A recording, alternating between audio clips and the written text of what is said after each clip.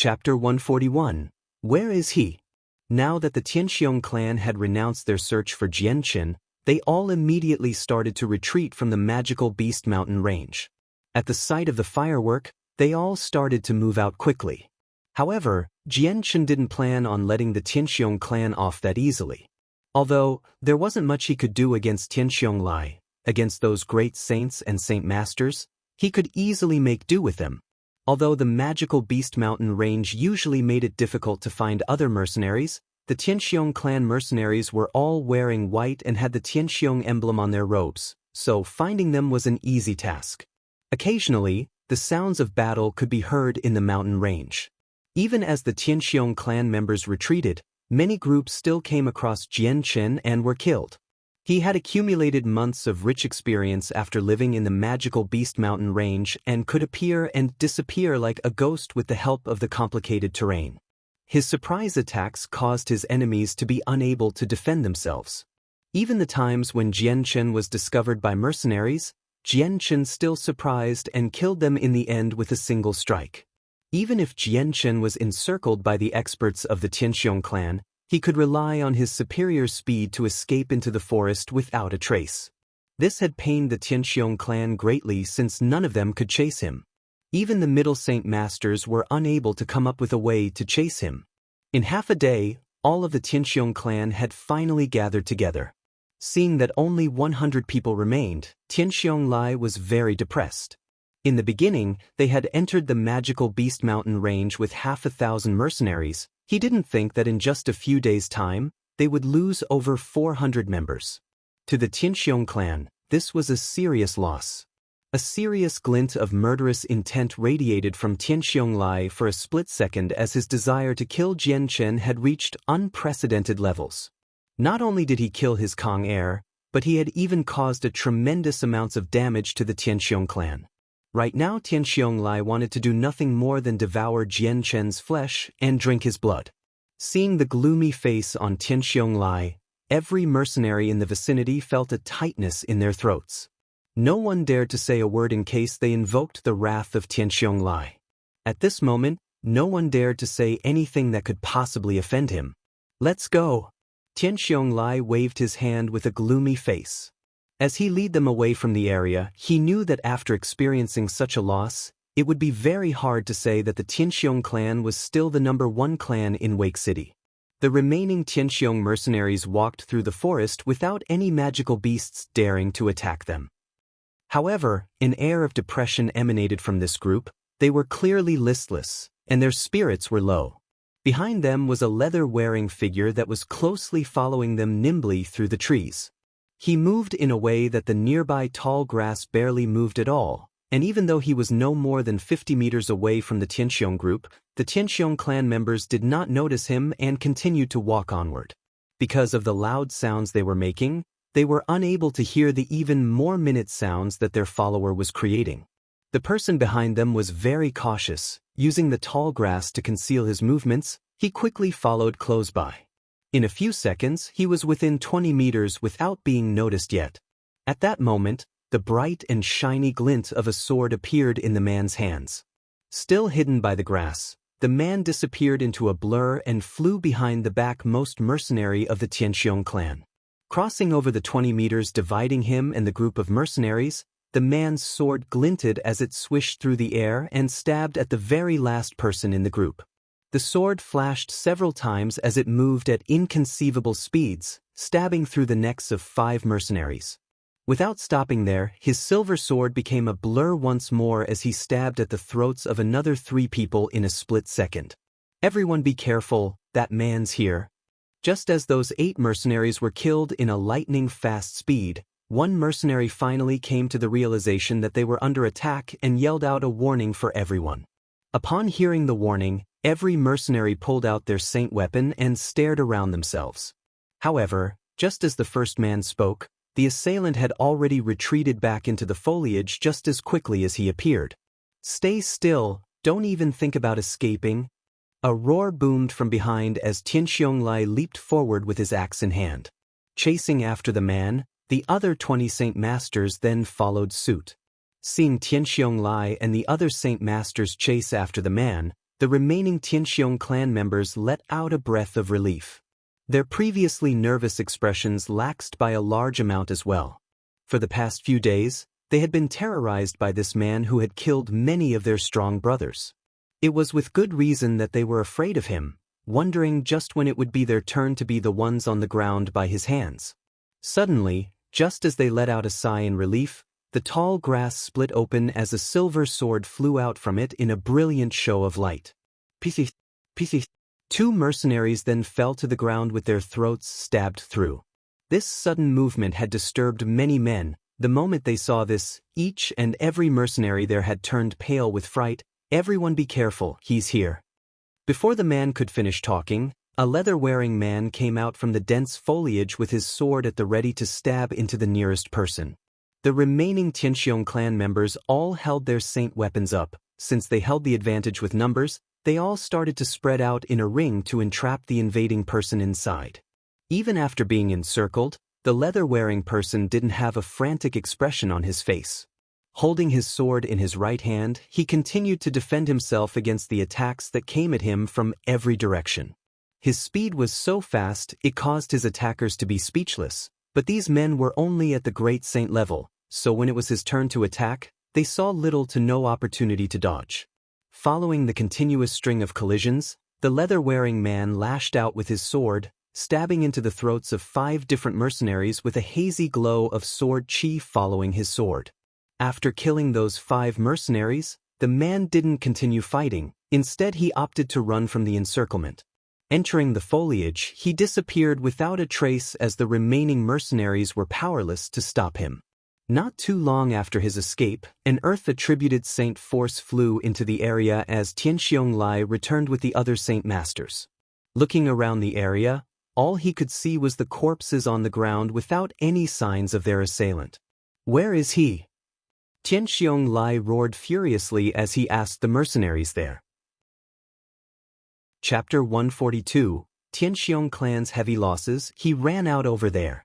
A person pointed to where the man ran off to.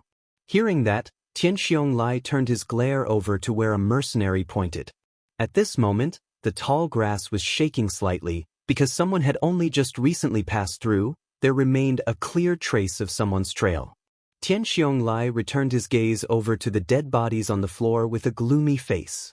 In the brief moment he was gone, another 15 people had died. He was afraid that if things continued on like this, he wouldn't even have 50 people by the time he left the magical Beast Mountain range. With such heavy losses, there would be no way for the Tianxiong clan to recover from this. The 20 saint masters that had followed Tianxiong Lai stood behind him silently. Looking at the dozen dead bodies on the ground, every single one of them had a face that was unprecedentedly serious. "Continue onward," Tianxiong Lai ordered. After these past few days, he knew in his heart that in the complicated terrain of the magical Beast Mountain range, he was completely unable to kill the youth that killed his son Kong Air. If things continued on like this, then his army would be utterly destroyed. For now, the current formation will be changed. Every 5 saint masters will spread out in one group for each of the 4 directions, and the great saints will be in the middle. Maintain this formation while moving forward. Tianxiong Lai spoke. For a youth that wasn't on his level, to reduce him to such a state was an unwashable disgrace. Soon after, the Tianxiong clan followed Tianxiong Lai's change in formation and continued to journey through the mountain range. Now that they had been attacked by surprise once, everyone was extremely vigilant of their surroundings, their eyes constantly swept around their surroundings, wary of suffering from another surprise attack. Tianxiong Lai stood in the center of the formation with his inner saint force constantly on the move inside his body. He just needed for the youth to appear once more. No matter what the position, Tianxiong Lai would be able to respond quickly. Tianxiong Lai's eyes swept the area in front of him as his ears trembled as he strained them to listen for any close-by movements. "As long as you appear, even if there is a heavy cost, I will kill you," Tianxiong Lai resolved. The group walked through the dense forest slowly. In regards to this killer after them, they didn't dare to move too quickly in case they made noise that would mask over the minute sounds of their stalker. Just as the Tianxiong clan was about to step over the boundary where the tall grass stopped, the figure of a person darted out from the grass, and in a split second, he had stabbed through the hearts and throats of a few mercenaries. Don't even think about running away this time. Just as that mysterious figure had stabbed into the throats of a few mercenaries, an angry snarl came from the middle of the formation. Tianxiong Lai's gigantic earth-attributed axe flew out at him following the figure's movements. At the same time, the Saint Masters in the group immediately leapt forward with their Saint weapons ready to slash at their foe. That man had no desire to fight with everyone. Reclaiming his Saint weapon into his body, he darted out of the group and then out of sight into the tall grass once more. "You all stay here, I will chase after him," Tianxiong Lai roared before dashing into the tall grass after the man. This area of grass was tall enough to completely conceal a person within its expanse, and that leather-wearing person was moving through the grass with a nimble and quick speed. Very rarely did he make a sloppy mistake, and he maintained that fast speed without making the tiniest of sounds, as if his body was gliding instead of running. Not a single bit of weight had touched the ground as he ran. It was like he was using the grass for support instead of the ground. "You won't escape this time. If I don't kill you today, then I will never be able to remove this hatred from my heart." Tianxiong Lai chased after the man. His speed had already reached the very pinnacle of his limits as the Earth Saint force flew off like smoke from his legs. With his legs constantly stamping across the ground, he was no slower than the man he was chasing. The leather-wearing man began to constantly change directions, and so too did Tianxiong Lai, who was following closely behind in the tall grass, yet he was unable to keep his eyes on the figure in front. Every so often he would have to jump into the air. At this moment, a fierce gale blew through the tall grass, creating a crashing sound throughout the area and causing Tianxiong Lai, who was chasing after the man, to pale. Stamping off of the ground, he leaped into the air and examined the ground below, only to become dejected. He had lost sight of the man's traces. This damnable wind didn't come early or late. Instead, it came right on time, so that I lost sight of that man. Examining his surroundings, Tianxiong Lai had a face full of resentment and couldn't help but curse out in anger. Afterward, he leaped into the air once more, unwilling to give up. Looking down, he tried to find traces of the man, but he could not because of the gale that was still continuing to blow, causing all of the tall grass to constantly sway in the wind and making tracking impossible. "I definitely won't let you go. If you're a man, then leave behind your name," Tianxiong Lai roared up at the sky. His voice scattered through the air, causing echoes to be heard from far away. Not too long after, a clear laughter could be heard. "Ah, this one is called Jianchen. Tianxiong clan, one day I will make another visit, so until that day comes, I hope the clan leader will not worry about me." Jianchen. Good. I, Tianxiong Lai, swear that even if you escape to the ends of the earth, I will find you. You won't ever escape, Tianxiong Lai roared. This time, there was no response. Tianxiong Lai couldn't reply anymore, and instead continued to lead the remaining Tianxiong clan members out of the magical Beast Mountain range. Very quickly they walked away from the grassy areas, and because of that, they no longer came across any surprise attacks. Returning to Wake City, Tianxiong Lai immediately traveled to the Mercenary Union and placed a high bounty on Jianchen of 10,000 purple coins for the capture of him alive, with his details posted under. Right afterward, the entire Wake City exploded with activity once more. 10,000 purple coins. Such an expensive bounty was a never-before-seen event in Wake City history, and a price this high was rare to see in the entire Tianyuan continent. To add on to that, the Mercenary Union had bumped up the mission grade to a rank, making it a special mission. It wasn't restricted to just mercenaries, as this mission was then sent out to the following nations neighboring the Blue Wind Kingdom. Right at this moment, Jianchen wasn't aware that the warrant for his capture had been put up with such a high price once more. Right now, he was still in the magical Beast Mountain range washing his body. My current strength should be around the peak Great Saint tier already. These next few days, I should hunt for a few magical beasts in the mountain range and make a breakthrough into the Saint Master level.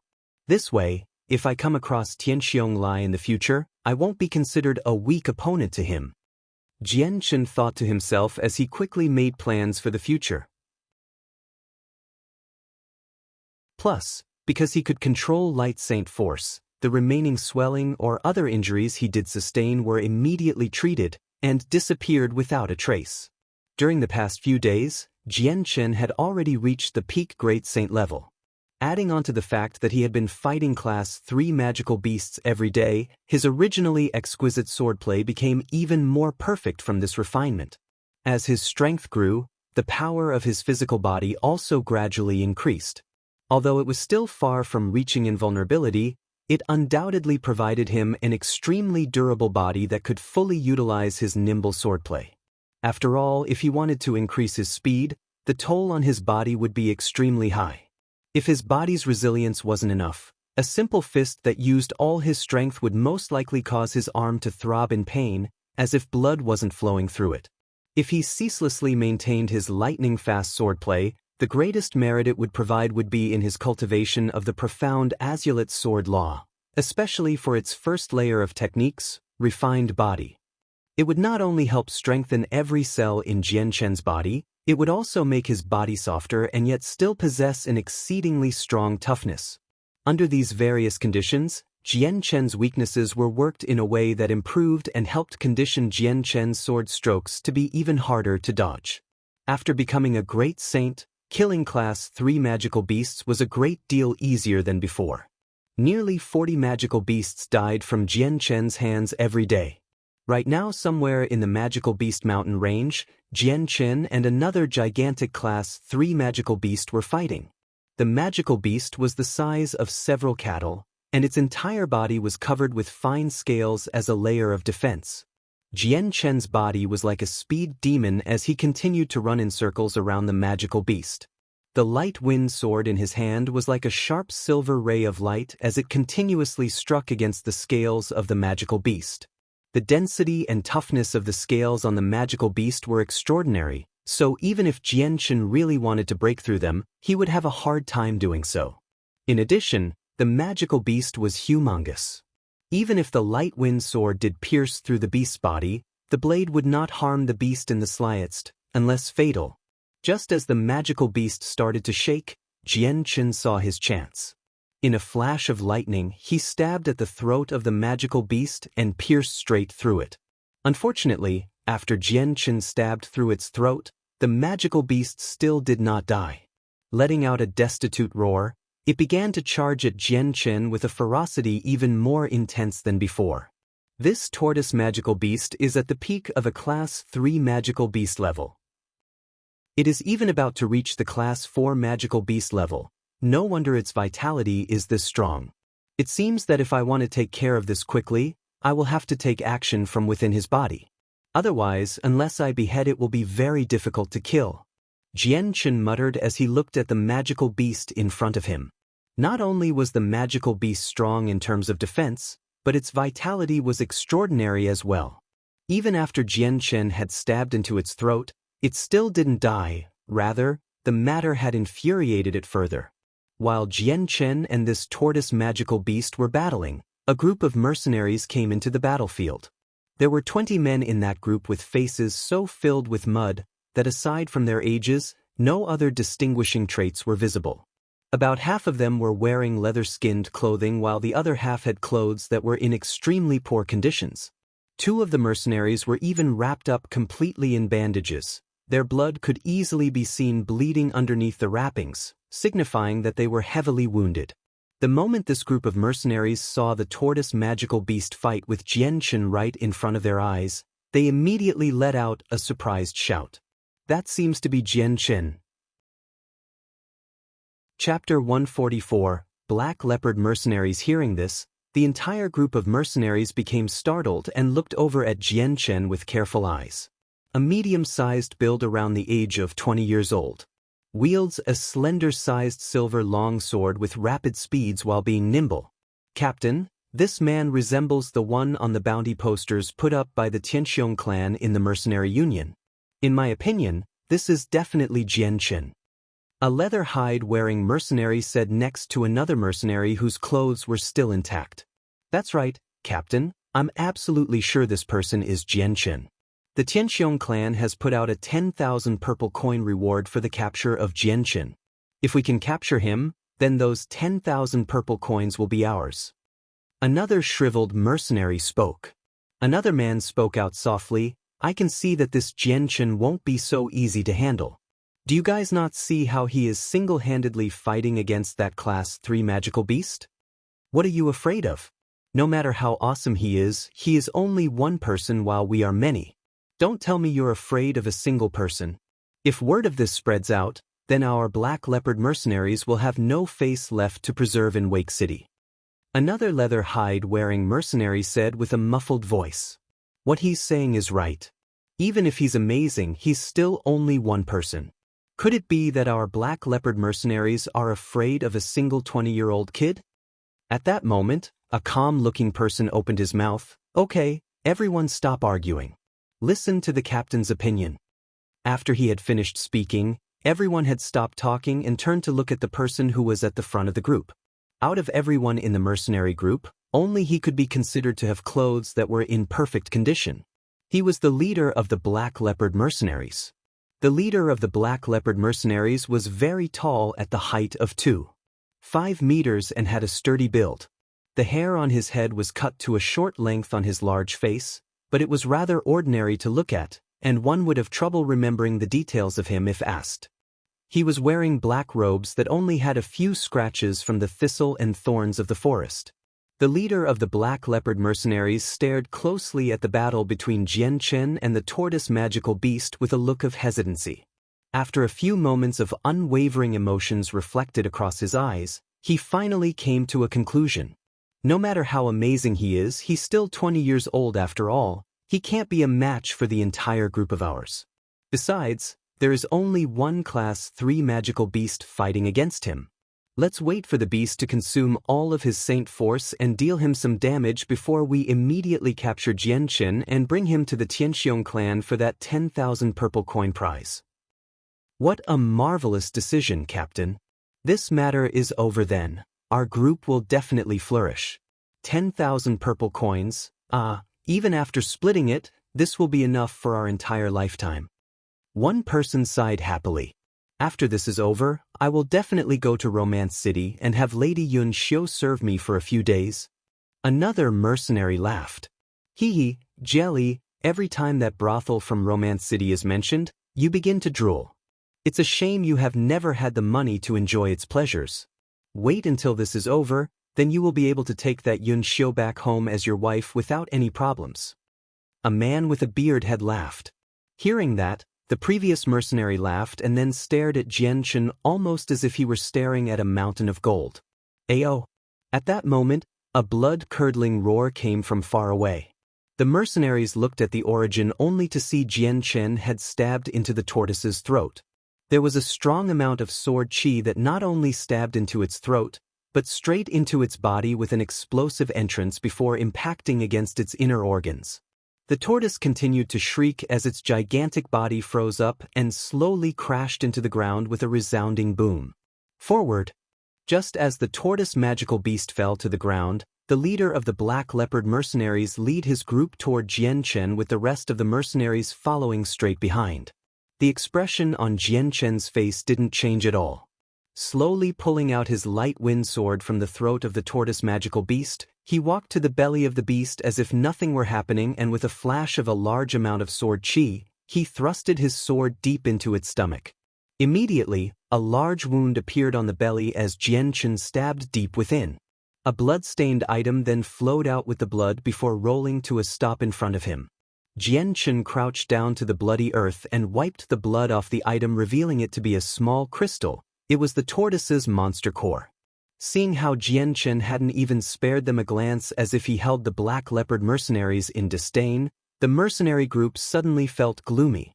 The leader of the mercenary group looked at Jianchen and spoke. Jianchen, I cannot determine your age, but you look very calm, especially in a moment like this where you should feel frantic instead. Jianchen calmly stored the monster core into his space belt before raising his head up to look at the Black Leopard mercenaries to say calmly, Who are you? How do you know my name? Hearing that answer, the Black Leopard mercenaries' leader revealed a small cold smile. We are the Black Leopard mercenaries. As for how we know your name, that's simple. Your name is of well renown in Wake City, especially, everyone knows who you are. Jianchen scowled slightly. Speak, what is your goal then? Our goal is simple, now if you will kindly go with us. Even before Jianchen could speak, another mercenary had spoke up. That's right, we only wish for you to come with us. Now be an obedient youngster, and our black leopard mercenaries won't treat you too badly. A shriveled mercenary laughed. Jianchen revealed a cold smile. This one isn't sure where you want to go. Where else? Of course we go back to Wake City. A man said with a muffled voice. Hearing that city name, Jianchen immediately guessed that this had to do with the Tianxiong clan. And if I don't go back with you? Jianchen looked at the 20 mercenaries with a calm voice. No matter what angle they looked at him, not a single trace of fear could be seen on it. Hearing this, the members of the Black Leopard mercenaries began to laugh as one of the taller mercenaries took out his saint weapon. It was a 3-meter-long spear. If you don't come back with us, then we will have to take you in by force. Jianchen, I presume you wouldn't want to feel any suffering. The captain of the Black Leopard mercenaries said. After hearing their leader, every other mercenary began to take out their own saint weapons, causing the air to fluctuate with the saint force as they stalked toward Jianchen. Chapter 145. Yet another prophet Jianchen, I'll give you one last chance. Come with us obediently and quietly, or we'll take you in by force. If you make us show our hand, then a beating will be hard to avoid. The leader of the Black Leopard mercenaries gave a level stare at Jianchen, who didn't say a single word. Jianchen then chuckled and revealed a smile full of disdain as he spoke. With only your peak Saint Master strength, you don't have the qualifications to speak of such things to me. Today, we shall see if you will be able to capture me, or if each and every single one of you will die by my hand, one by one. As he spoke, a hazy glow of sword chi began to circulate around his light wind sword. Immediately afterward, Jianchen's figure blurred as he moved toward the mercenary group. In an instant, he reappeared right in front of the weakest-looking mercenary and swung his sword with a stunning speed. You're looking for death. Brat, you're too arrogant. Just as Jianchen began to move, the other members of the Black Leopard mercenaries all cried out in anger as they charged at him. The instant they took one step forward, Jianchen stabbed into the throats of 3 mercenaries with lightning-quick speed. Since Jianchen's attack was so sudden, those of the primary Great Saint level didn't have any time to react at all. Thus, the light wind sword pierced into their throats and ended their lives.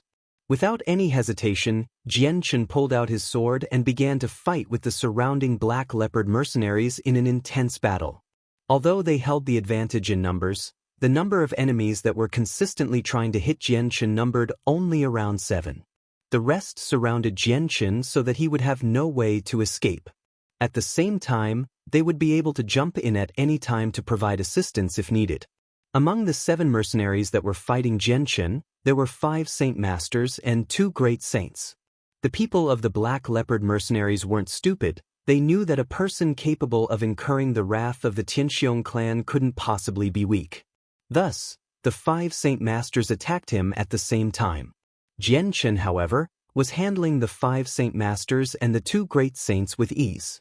Previously, when he only had the strength of a middle Great Saint, he had already dared to face the many Saint Master experts of the Tianxiong clan. Obviously, now that his strength had already improved to the peak Great Saint level, he'd have no problem fighting these mercenaries. He was now only one step away from reaching Saint Master level.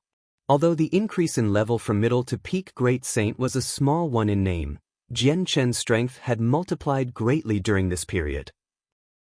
Now that he had peak Great Saint powers, the simultaneous attacks from the 5 Saint Masters wasn't as difficult to deal with as his previous experience in Wake City. Jianchen's sword was unparalleled in speed, striking out in all directions as an offense and defense at the unbelievably fast speed of light. The light wind sword continued to collide with the other Saint weapons, causing metallic clanging sounds to screech out. After each collision, the strong amount of Saint force from the weapons would diffuse through the area, causing dust and smoke to pervade the air. Jianchen's sword began to speed up even more as it blocked the other Saint weapons. It then flashed out like silver lightning, piercing 2 of the Great Saint's throats. Charlie! Cheng Buping! Seeing two people die in front of them, the Black Leopard mercenaries let out painful cries at the loss of their two great saints. Those who had a great relationship with the ones who had just died immediately roared in anger as they charged at Jianqin. Jianqin dodged out of the circle the Saint Masters had put up and began to fight intensely with the great saints. After a few flashes of his sword, more mercenaries had their throats and hearts pierced, and died as well. You dare to kill the members of our Black Leopard mercenaries? You're courting death, Jianqin. The leader of the Black Leopard grew furious after seeing so many people die by the hands of Jianqin, and he rushed toward to stab Jianqin with his long spear. Almost as if he had eyes on the back of his head, Jianqin suddenly turned around and thrusted his long sword out. Ding! The sound of steel meeting steel rang out as the silver light wind sword and the long spear clashed with each other in mid-air. As the two came into contact, Jianqin didn't take a single step back. Instead, he stepped past the spear toward the captain, and with a flash of his blade, the light wind sword stabbed into the throat of the leader of the Black Leopard mercenaries. With a squelch, the tip of the bloody sword appeared on the other side of the man's throat. The leader of the Black Leopard mercenaries grew stiff as he stared at the sword in his throat with disbelief. His pupils rolled around furiously as he stared at Jianqin and spoke with difficulty. How could I buy your hand? Captain Cargill. Seeing their leader stabbed through his throat, the expressions of all the mercenaries changed. After standing there in a daze for a while, they all began to shout in alarm. He has killed Captain Cargill. My brothers, let's avenge the captain's death. Avenge Captain Cargill. Everyone forward, kill this Jianqin. The mercenaries suddenly became motivated once more as they charged at Jianqin. How reckless! Jianqin sneered as he pulled out his sword. The blade flashed as he charged towards the foremost people, instantly penetrating a few more throats. Jianqin's figure nimbly flashed through the crowd as he stabbed out at the people with wild abandonment. The mercenaries fighting against him fell one by one as they faced up against Jianqin's superbly fast sword. Those who had the strength of a great saint didn't have the ability to defend themselves. Even the Saint Masters weren't able to hold up for very long. In a short moment, another 10 mercenaries had died at Jianqin's sword, leaving behind 2 Saint Masters and 4 great saints. The 6 people had already lost their wills to fight. They exchanged mutual looks with each other, knowing that continuing on this road would end with death. The only road left to take was to run. With this thought, the 6 mercenaries immediately spread out in 4 directions without any hesitation in an effort to escape Jianqin. Jianqin sneered. His gaze swept across the area, eventually landing on a great saint mercenary. His body flickered slightly as he chased after the great saint with extreme speed. As for the other 5 mercenaries, Jianqin took no heed of them. That great saint who had been trying to escape from Jianqin's pursuit was blocked off by him in the blink of an eye. What are you going to do? Seeing Jianqin appear right in front of him, the mercenary's face grew pale as he began to shake and timidly pulled out his saint weapon. The light wind sword disappeared from Jianqin's hand as he crossed both arms across his chest. Staring at the mercenary who was close to his age, he said indifferently, "Do you wish to live?" "Of course." That mercenary replied almost instantaneously. But the question then registered in his mind, and his expression grew hopeful as he asked incredulously, "Could it be you're willing to let me go? Letting you go won't make much of a difference to me, and killing you will have no meaning either. As long as you cooperate with me and tell me what I need to know, then I will let you go." Hearing Jianqin, the mercenary revealed a joyful expression. "Okay, as long as you let me go, I will definitely tell you all I know without hiding a single thing." Jianqin nodded his head and said, "Let me ask you, what method is the Tianxiong clan using to deal with me, and how did your group recognize me?" Without hesitation, the mercenary immediately replied, "The Tianxiong clan used the mercenary union to place a 10,000 purple coin bounty on you. At the same time, they publicized some of your traits. That's why we immediately recognized you as the person that the Tianxiong clan had placed a high bounty of based on your fight with the tortoise beast." Jianqin frowned. The Tianxiong clan placing such a high bounty on his capture was something far out of his expectations. After some hesitation, Jian Chen's eyes brightened as he smiled darkly. I can let you go now, but you must do one task for me. What task? As long as I, Shu Kellen, can find a way, I will definitely do it. That mercenary vowed in an exceptionally resolute tone, most likely in hopes of Jian Chen believing him. When you return to Wake City, I want you to spread the news everywhere that I am in the magical Beast Mountain range. I want everyone to know that I am here. Do you understand? Jian Chen stared firmly at him. Understood, I understand. Although he didn't know what Jian Chen was up to, this mercenary still immediately replied to him without asking questions. He was afraid that if he made Jian Chen angry, his life would be forfeit. Jian Chen thought for another second before continuing. Also, tell them that I am seriously injured. Got it? Got it, got it. Don't worry, I will definitely tell everyone what you want to be said. The mercenary hurriedly replied. Jian Chen nodded his head and waved his hand. You can go. Almost as if that man had received an amnesty, he immediately began to run as fast as he could away from the area. Based on his appearance, it seemed as if he was afraid that Jian Chen would change his mind and take his life in the end. Jian Chen looked at the dozens of corpses on the ground and took their space belts. Walking over to a clean area, he began to take inventory of the things in each space belt. In the end, there was over 100 monster cores, several dozen purple coins, 300 gold coins, and a few other essentials. Chapter 146. Breakthrough into a Saint Master. Jian Chen looked through all of the monster cores the Black Leopard mercenaries had. Among the 100 monster cores, a great amount of them were Class 3 monster cores and the rest were Class 2 monster cores. Just seeing the amount of monster cores painstakingly collected was proof of how long the mercenaries had stayed in the mountain range. It was a shame that because of their greed, many of them had lost their lives by Jian Chen's hands, and their bountiful harvest of monster cores was taken from them for Jian Chen to use. Their rewards for their painstaking labor had been taken by someone else. Jian Chen happily stored the 100 monster cores into his own space belt. Although he could personally get 20 or 30 monster cores in a single day, these 100 monster cores were not a small amount. With this amount, he would be able to sustain his cultivation for a few days. I hope that mercenary has accomplished the task I gave him. 10,000 purple coins as a bounty isn't a small amount at all. I'm willing to bet many mercenaries will be tempted by it. Jian Chen muttered to himself before revealing an expectant smile. I hope there are enough monster cores in their bags. This will be a great source of profit. The wage for avarice is death.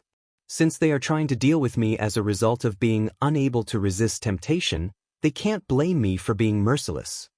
As he spoke, a flash of murderous intent radiated from Jian Chen. For the next 2 days, I should work hard to improve my strength. Otherwise, if I come across a strong group, even though they may not be able to seize me, dealing with them will be quite difficult. Moreover, I still need to be able to defend myself from peak Great Saint Masters. With my current strength, going against peak Saint Masters isn't a problem, but if I come across a peak Great Saint Master, that could potentially be dangerous. If it doesn't go well, I might have to run away. While Wake City is only a Class 3 city with a few Great Saint Masters, that doesn't mean there are none to be seen. Just like the rarity of phoenix feathers and unicorn horns, nobody can guarantee that there wouldn't be any Great Saint Masters would come at me as a result of being unable to turn down the temptation of 10,000 purple coins. It seems that I need to quickly break through into the Saint Master level so that if I were to fight against Great Saint Master experts, I would still have a chance. After he made his plans, Jian Chen decided to not kill any more magical beasts and instead walked over to the side of a hill, where there was plenty of vegetation growing through the cracks of a steep rock face. Jian Chen walked up to the wall and gently pushed away the tall grass to reveal a hole. This cavern had been discovered by Jian Chen 2 days ago. Taking out a few materials from his space belt, he fashioned a torch and walked straight into the cavern.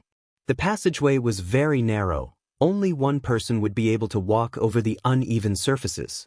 Traces of handprints and footprints could be seen all over the place, showing that this cavern had been artificially expanded. Following the curved, 30-meter-long pathway, Jian Chen finally reached the end of the cavern. The circumference of the dead end was around 10 meters, and it had a height of 3 meters. The ground was very flat, and a stone table and bench sat nearby.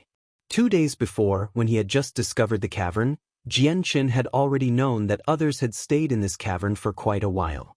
However, a thick layer of dust covered the ground, clearly indicating that it had been ages since a person had last come here. After inspecting the cavern and confirming the security of it, Jianqin stuck his torch onto the wall and sat down in the central point of the dead end while taking out a few Class 2 monster cores to cultivate. He was definitely safer in this hidden cavern compared to the open outside mountain range, and it allowed Jianqin to freely enter a state of cultivation as he pleased. After hunting for a few days in the magical Beast Mountain range, he had amassed a large amount of monster cores. Adding on to the hundreds of monster cores he had gained from the Black Leopard mercenaries, the amount of monster cores in Jianqin's possession was enough for him to cultivate for 1 full month. Jianqin wasn't at all worried about a shortage of monster cores. The energy within the monster cores became absorbed into Jianqin's body at alarming speeds. The powerful energy gathered around his body and was already gradually condensing into an extremely weak light. Because of the azure and violet glows within his dantian, Jianqin's cultivation rate had improved 100 times over, but at the same time, the two glows robbed him of his cultivation. Jianqin would only see a small part of what he absorbed and cultivated. Despite this, his cultivation speed was still a bit faster than before. Within Jianqin's dantian, the strong saint force began to form the hazy shape of a sword. Although very blurry, it actually looked very similar to his light wind sword to the point where even the handle of the sword could be more or less distinguished. As Jianqin continued to absorb the stream of energy within the monster cores, the sword within his dantian began to condense with saint force slowly as it expanded outwards. According to this speed, I will soon be able to break through into the Saint Master level. I estimate that it should take me from 10 days to half a month. But still, that won't do, that is too slow. Jianqin furrowed his eyebrows in thought. Because of his dantian, all of the energy from the monster cores was being robbed from him, causing him to feel a bit dissatisfied. Let's see if I can take that energy back. Suddenly, Jianqin's heart shook as he began to concentrate on stealing the energy back from the two glows in his dantian. However, the speed in which the azure and violet glow was absorbing the energy was far too fast. Even when using all of his strength, he was only able to take back a small amount of energy. Despite this result, Jianqin was still extremely satisfied. With this small amount of energy, his cultivation speed had improved by a good 10 or 20%. If he were to continue with this speed, it wouldn't take him more than a few days to make the breakthrough. In the cavern, Jianqin was in a deep state of cultivation, but outside of the magical Beast Mountain range in Wake City, the entire city was in an uproar. When the news had escaped from the mercenary's mouth, no one knew whether or not it was genuine, but it had still caused every single mercenary to give it some thought. This person had a bounty placed on him for 10,000 purple coins. Although he was in the magical Beast Mountain range, he was alone and badly injured, so his strength would be sharply declining. This piece of unconfirmable news had made many mercenaries travel to the magical Beast Mountain range in hopes to confirm it. They had to make sure since it was 10,000 purple coins, and since the target was only a young man who was barely 20 years old, this was a simple task in the eyes of many people. The only trouble they would have would be to locate him. With a mission that had a target like this, there weren't many people that could resist the temptation of 10,000 purple coins. Despite many people telling them that the target this time was not weak at all and had even caused the Tianxiong clan to take a heavy loss, these mercenaries still had no fear.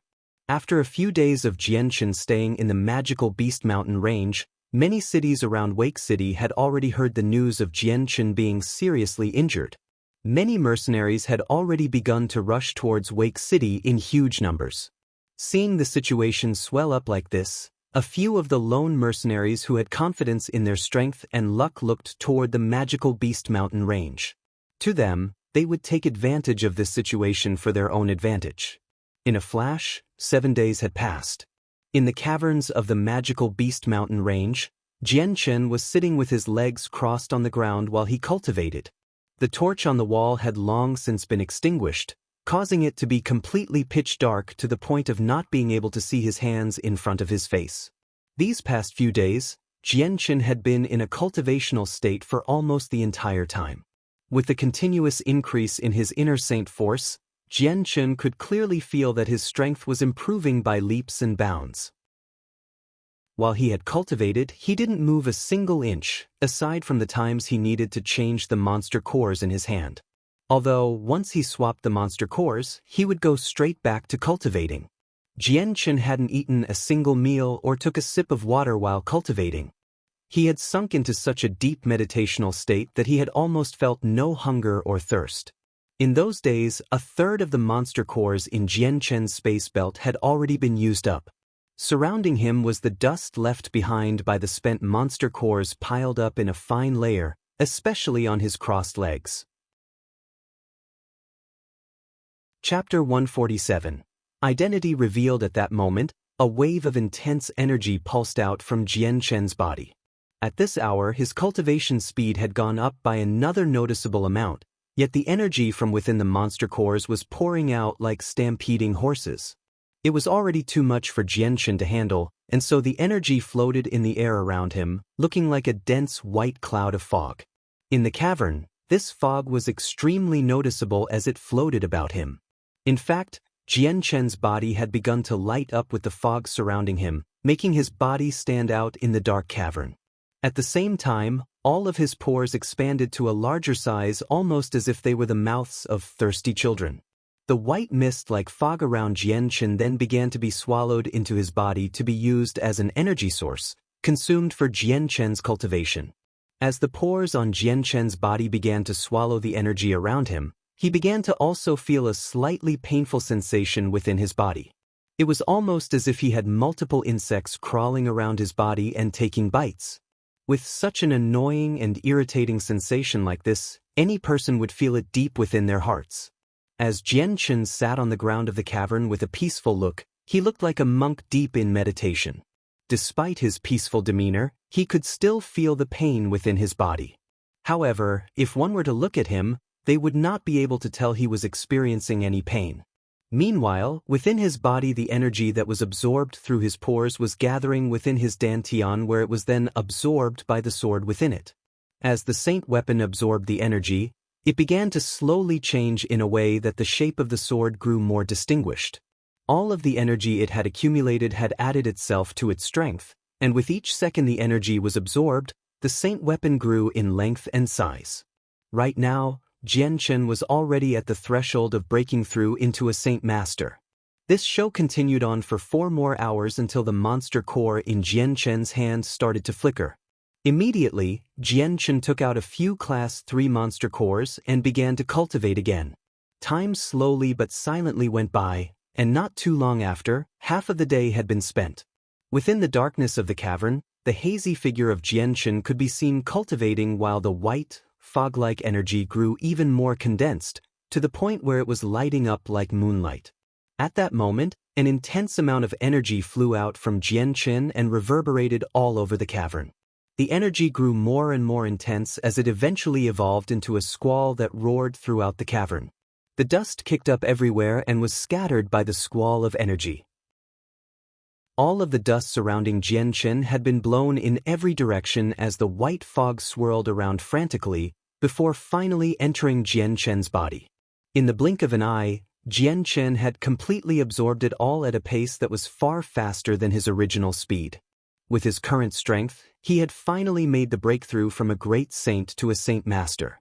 Just as Jianchen had made his breakthrough into the next level, the 2 glows within his dantian had suddenly stopped stealing the energy from Jianchen. Jianchen slowly opened his eyes from his sitting position when all of a sudden a weak, mysterious glow came out from his eyes. Although it was weak, in the darkness of the cavern, it was very noticeable. Feeling that the saint force within his body was incomparably stronger than it was before, Jianchen let loose an excited smile. Immediately, he brought out his light wind sword to his hand, which emitted a weak glow of light from its blade that dispersed the nearby darkness. An amazing glow gleamed within Jianchen's eyes as in the next moment, a large amount of silver light was released from the blade as a strong amount of sword chi appeared. Lunging forward, the light wind sword was thrust through the air as a small amount of sword chi separated itself from the sword and shot toward the cavern walls with amazing speed. Within the dark cavern, that silver glow of sword chi shot out like lightning towards the cavern wall without a sound. The moment it struck against the wall, the sword chi disappeared, but not before leaving behind a hole from its impact. Jian Chen's body wavered slightly as he flew toward the wall like a demon possessed and struck out with his sword. Following the loud sound, the cliff that was stabbed by the light wind sword seemed almost as weak as tofu. The entire blade of the light wind sword had completely inserted itself into the wall and only the handle could be seen. The moment the light wind sword had stabbed into the wall, Jian Chen hadn't felt the slightest amount of obstructions from the momentum, making him feel as if the wall was a piece of bean curd instead of a stone wall. Although Jian Chen could easily stab into a stone wall in the past, it was not as easy as it was now. Slowly pulling out his sword, Jian Chen's heart was filled with confidence. If he were to go against Tianxiong Lai, although he might not win against him, he would at least be able to put up a good fight. Now that his strength was at the Saint Master level, Jian Chen was no longer worried if he were to come across a group of mercenaries. Even if there was a great Saint Master within their ranks, he would at least be able to run away if need be. Recollecting his light wind sword, Jian Chen dusted himself off from all the dust and ignited the fire once more, basking in the glow of the fire instead of the darkness for once. When Jian Chen exited from the cavern, 5 days had already passed. The intense sun was floating high in the sky, indicating that it was noon. Jian Chen calmly looked around himself before setting off in a random direction. I hope that mercenary from the Black Leopard mercenaries did not let me down. Walking into the tall grass-infested forest, Jian Chen muttered to himself. Now that he was a Saint Master, his fighting strength was much higher, and within Wake City, there would definitely be very few people that could contend with him. Jian Chen began to idly stroll through the magical Beast Mountain Range. In this part of the mountain range, Class 2 and 3 magical beasts often strolled through the area. In the past, Jian Chen had to be careful as he walked through this area, but now, as long as he didn't come across another monster on the same level as the golden-striped silver snake, even if it was a Class 3 magical beast, he wouldn't have to worry. Just then, Jian Chen's ears trembled as he heard the soft sound of chatter from the direction in front of him. Jian Chen's line of sight was obstructed due to the extremely dense vegetation and couldn't see who was talking beyond the trees. Harry, we've been searching this area for days and circled around the magical Beast Mountain Range many times already. And yet we've still haven't come across anyone that looks like Jian Chen. Do you think Jian Chen is still here? What if he already escaped without a trace?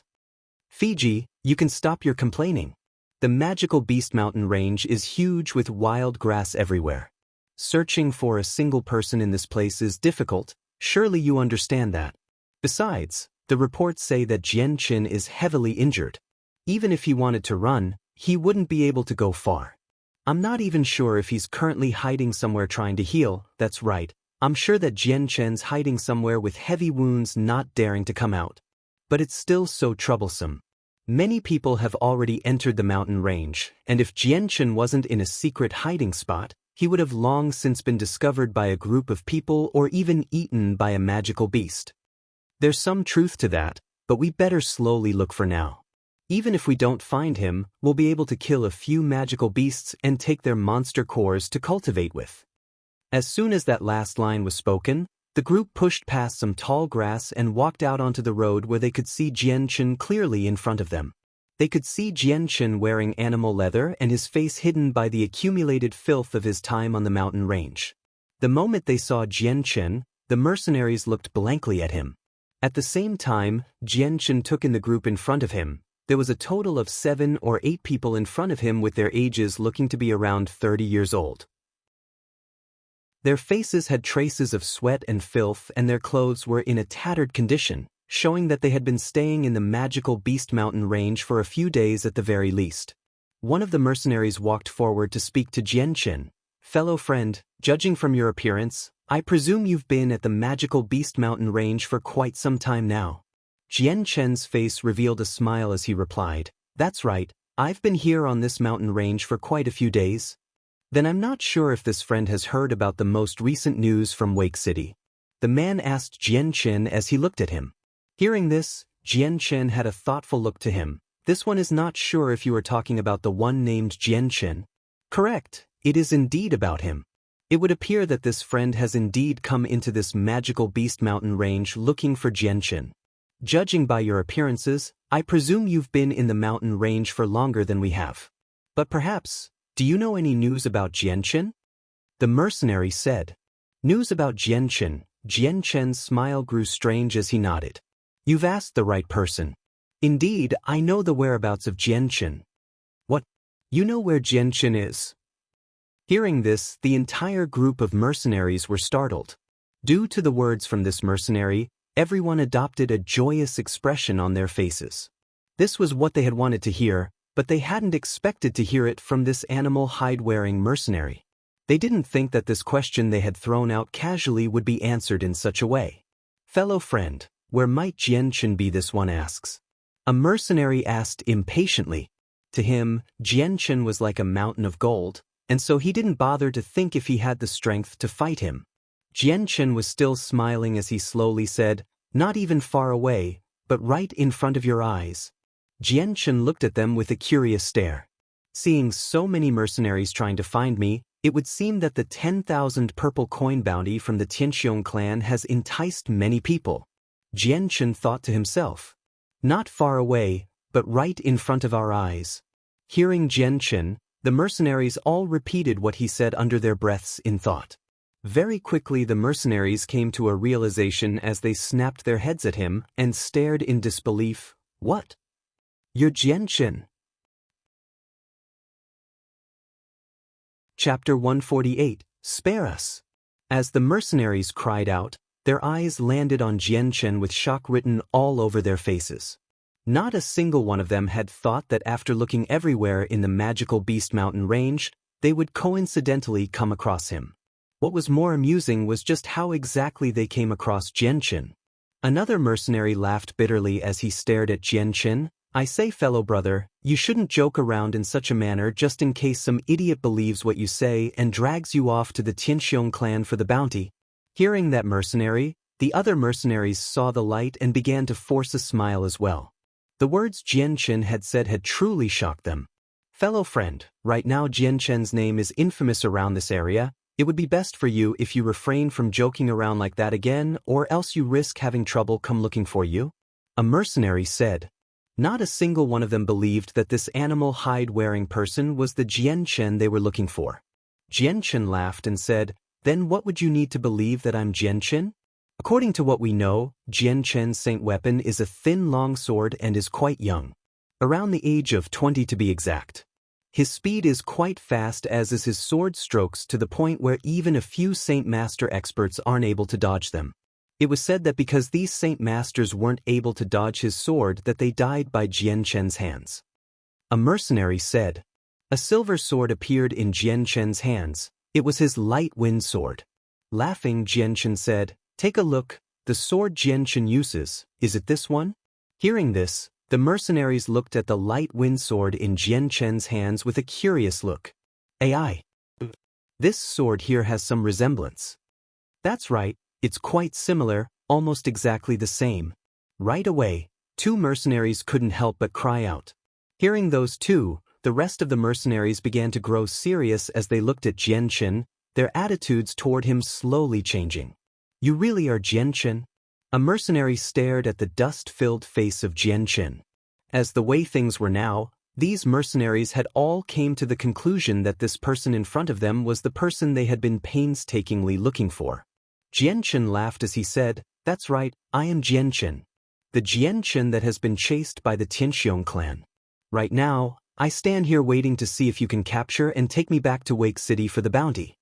Hearing that, the mercenaries began to laugh out loud as they looked at each other before one of the mercenaries cried out, My brothers, surround him. With that command, a mercenary rushed toward Jianchen while the rest of the mercenaries hesitated for a moment before charging along with him, surrounding Jianchen in a circle. Just as Jianchen absorbed the light wind sword, both of his hands rested against his chest as he looked at the mercenaries surrounding him. With disdain, he said, "It would appear that many people were tempted by the 10,000 purple coin bounty, but I didn't think that even great saints would come to capture me as well. Could it be that you didn't hear about how many saint masters died by my hand, or do you think your strength surpasses those of the saint masters?" The mercenaries all looked at Jianchen with some hesitation as they listened to him, but one of the mercenaries cried out, "Jianchen, you can stop pretending to be brave. Right now, everyone knows that you are heavily injured, so your strength is nowhere near the same level as it was. It would be best for you if you were to come with us obediently, otherwise, don't blame us for being impolite. By that point, don't say that we bullied you." Jianchen shook his head helplessly as he muttered, "It seems that the money has really addled your brains to the point where you don't even care for your own lives. Forget it, I don't feel like speaking with you anymore." Jianchen then stopped talking before his body shook slightly before appearing instantly right in front of a close-by mercenary. Making a fist with his right hand, he slammed it into the nose of that mercenary without any fancy movements. The mercenary cried out in agony as he held his nose in pain. Blood began to slowly drip down from it, and before long the entire bottom part of his face was covered with blood. Jianchen's fist had broken his nose. After breaking that mercenary's nose, Jianchen didn't stop there. Immediately kicking at his stomach, the man was sent flying back 5 meters. Immediately after, Jianchen's body disappeared and reappeared right in front of another mercenary with a great amount of saint force circling his leg. With that leg, he lashed out at the chest of the mercenary. Bang! Came the collision. The mercenary didn't have any time to react before being sent flying into the air with blood flying out from his mouth. Jianchen, what a lowly person you are for using a sneak attack. Everyone forward, take him. After Jianchen had attacked those 2 mercenaries, the rest of the mercenaries were brought back to awareness and flew at Jianchen with their saint weapons ready to slash. Jianchen nimbly dodged the attacks and dashed forward, and with his fists at the ready, he attacked a few of the mercenaries at a rapid pace, causing an endless stream of sounds to be heard. Now that Jianchen was a saint master, he could easily take care of those at the great saint level without using his light wind sword. Every sword user thought their swords to be extremely important, and many viewed the sword to be akin to their second life. Jianchen was no exception. Looking at these mercenaries in front of him, if he were to use his sword to kill these mercenaries, it would be like killing a chicken with a cow cleaver. Despite Jianchen utilizing the art of Chinese boxing, these mercenaries were still powerless to respond. Within a few breaths, they had fallen to the ground with bloody noses and swollen faces. Jianchen clapped his hands together as he looked at the pained mercenaries on the ground and laughed. "Do you still believe you can take me in to get that reward? Lord Jianchen, please spare us please. We were possessed and seduced to the point of foolishness by the thought of the reward. You must be generous, please spare us this time." A mercenary crawled from the ground and began to bow his head to Jianchen while pleading in a loud voice. Chapter 149, Meeting the Zhou Mercenaries. Once more highlight above for chapter title. Seeing the mercenary continuously bow his head, Jianchen furrowed his eyebrows. These types of people were the ones he couldn't stand the most. "Fiji, what are you doing? Hurry up and get up. You're throwing away our face. Even if we die, that will be it. What use is there to fear?" Seeing that mercenary continue to bow his head down at Jianchen, one of the other mercenaries couldn't help but curse at him. "Fiji, you cowardly bastard. In my entire life I have never seen such a brother like you." The mercenary called Fiji, who was kneeling, had caused the rest of his mercenaries' friends to look on at him with an extreme amount of disdain. Jianchen looked at the mercenaries who were shouting at Fiji with some admiration. For those who clung to their lives so cowardly like Fiji, Jianchen held them in contempt the most. "Do you have something to say still?" Jianchen ignored the one who was bowing his head and looked at the other mercenaries. Hearing that, the mercenaries looked at each other with a sorrowful look of regret. They clearly knew that they were under Jianchen's mercy, but it was most likely that they would stay within the magical Beast Mountain range forever without being able to see tomorrow's sun. "Whether you kill us or cut our flesh, do what you wish, there is nothing more to say," a stubborn mercenary said firmly.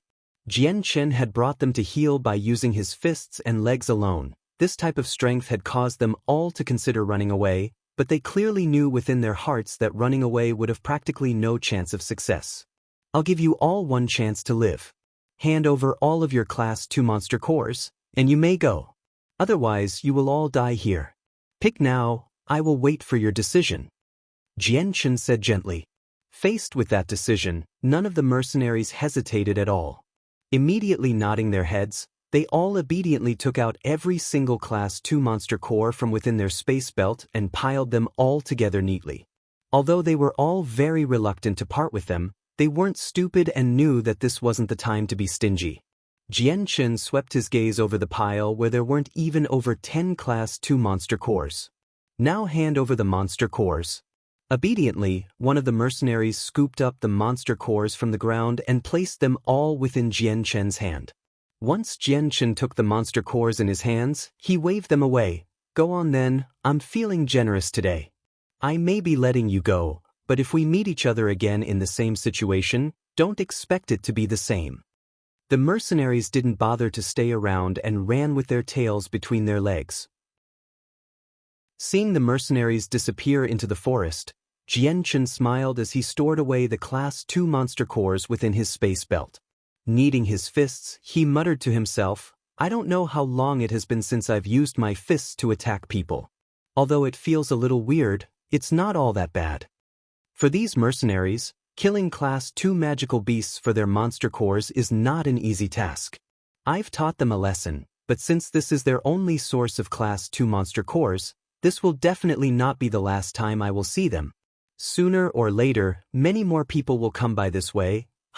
I don't know how many people there will be, but with a prize of 10,000 purple coins, I hope that even stronger people come. Otherwise, my plan will progress too slowly. With this type of good opportunity, I will definitely profit as much as I can. Since all those who are trying to find me are enemies, I won't need stay my hand. The weak are food for the strong. This is the absolute rule of this world. Jianchen's face slowly revealed a look of expectation. Because of his cultivation, his monster core consumption rate was dozens of times or maybe 100 times more than others. He had no other choice but try to earn more monster cores because of the glows in his dantian.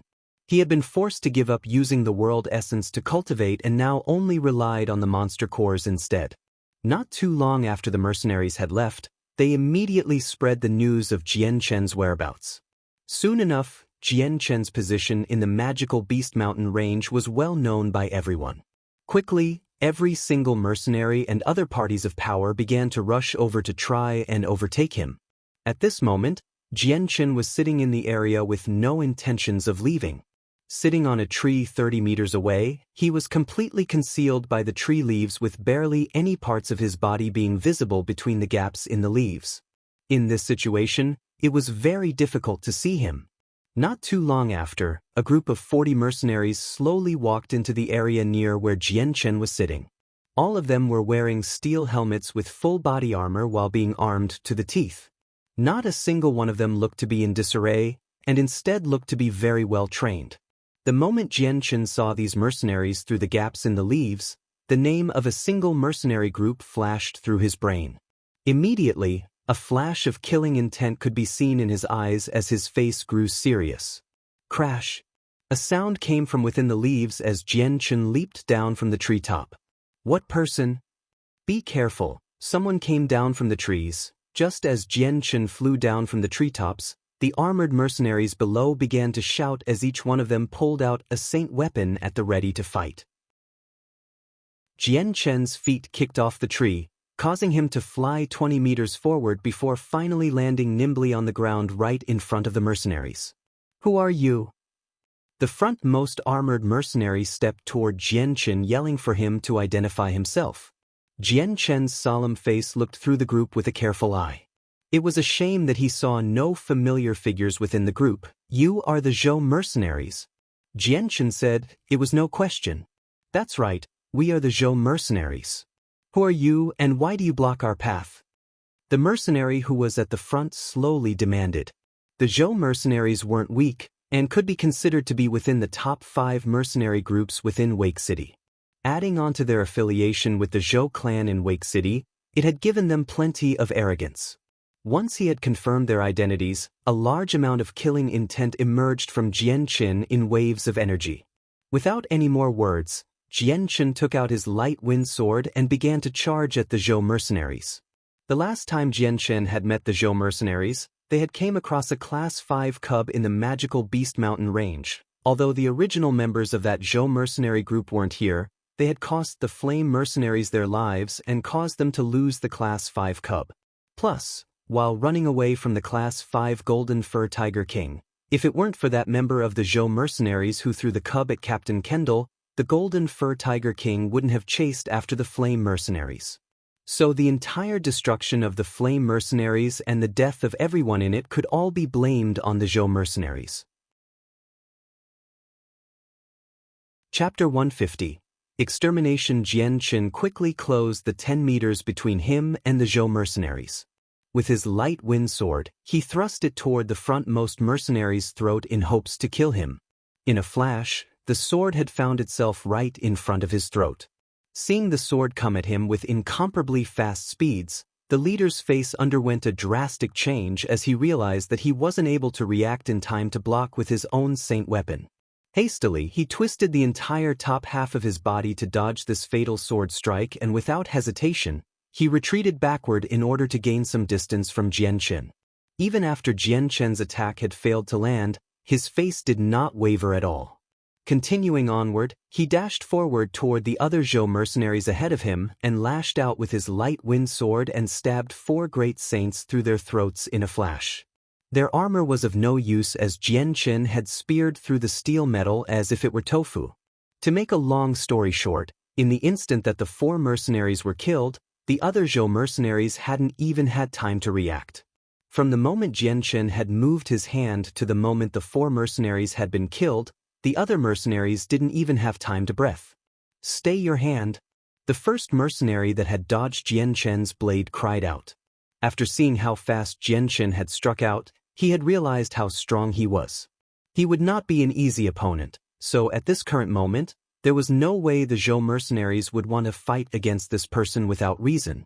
However, Jianqin had turned a deaf ear toward him. The Zhou mercenaries were already on the top of his to-kill list.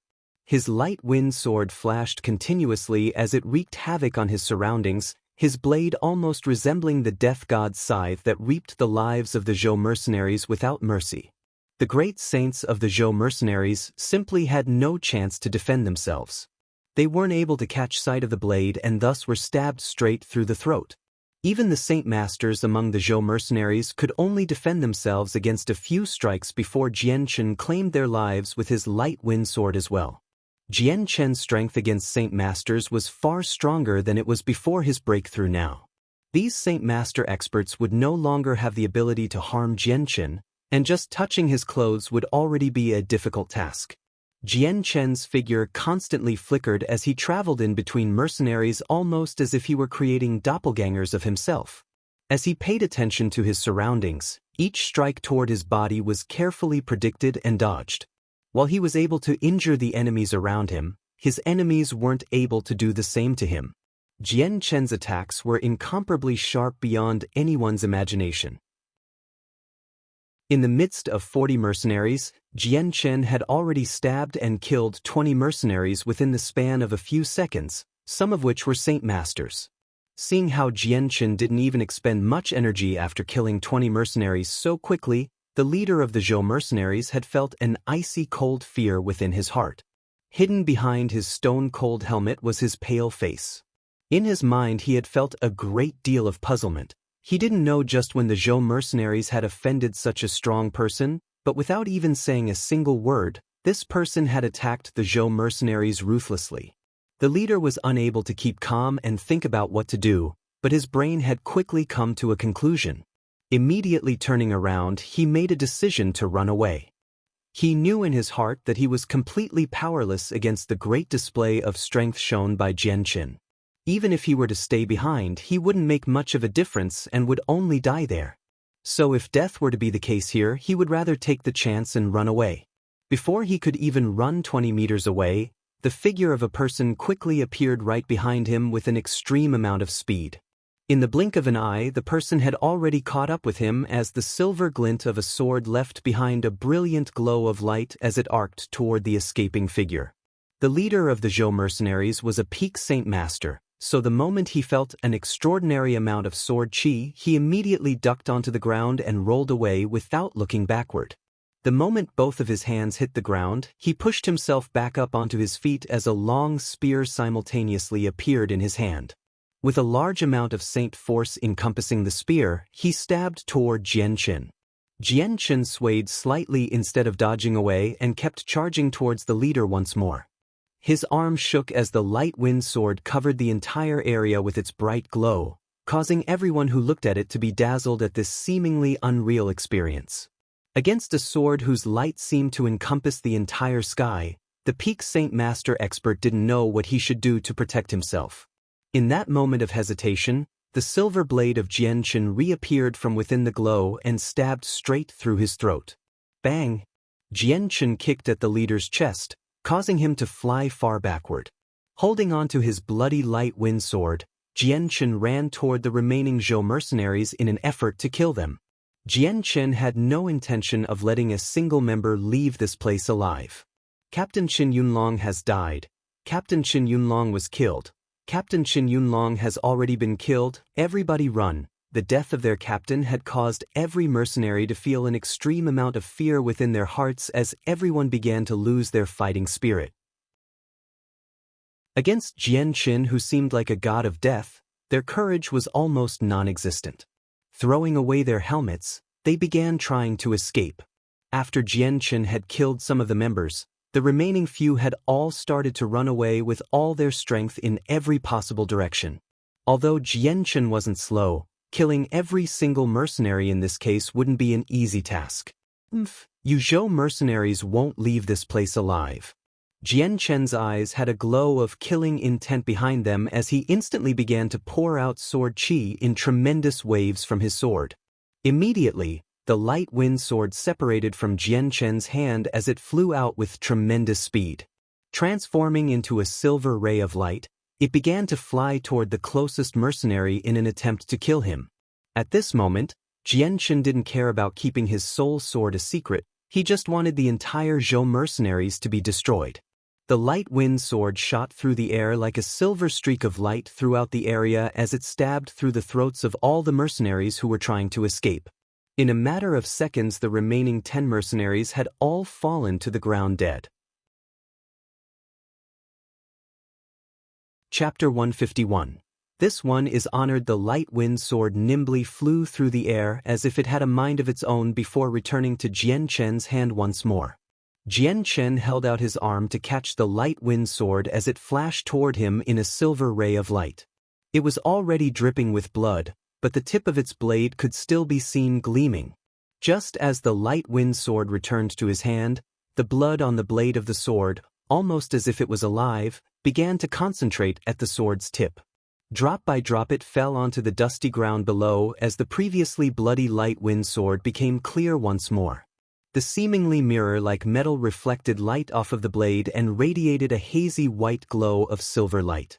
The forest was bathed within its glow and would have dazzled the eyes of anyone that saw it. Sweeping his eyes over the mercenaries, he used his light wind sword to poke at the bodies before taking their space belts away. Carrying the space belts, he walked on over to a clean area to sit down. As he walked over, he continued to pick up the space belts of the dead Zhou mercenaries, and in a short moment, he had accumulated a small pile of space belts. After he had collected every single space belt and piled them together, Jianchen absorbed the light wind sword back into his body.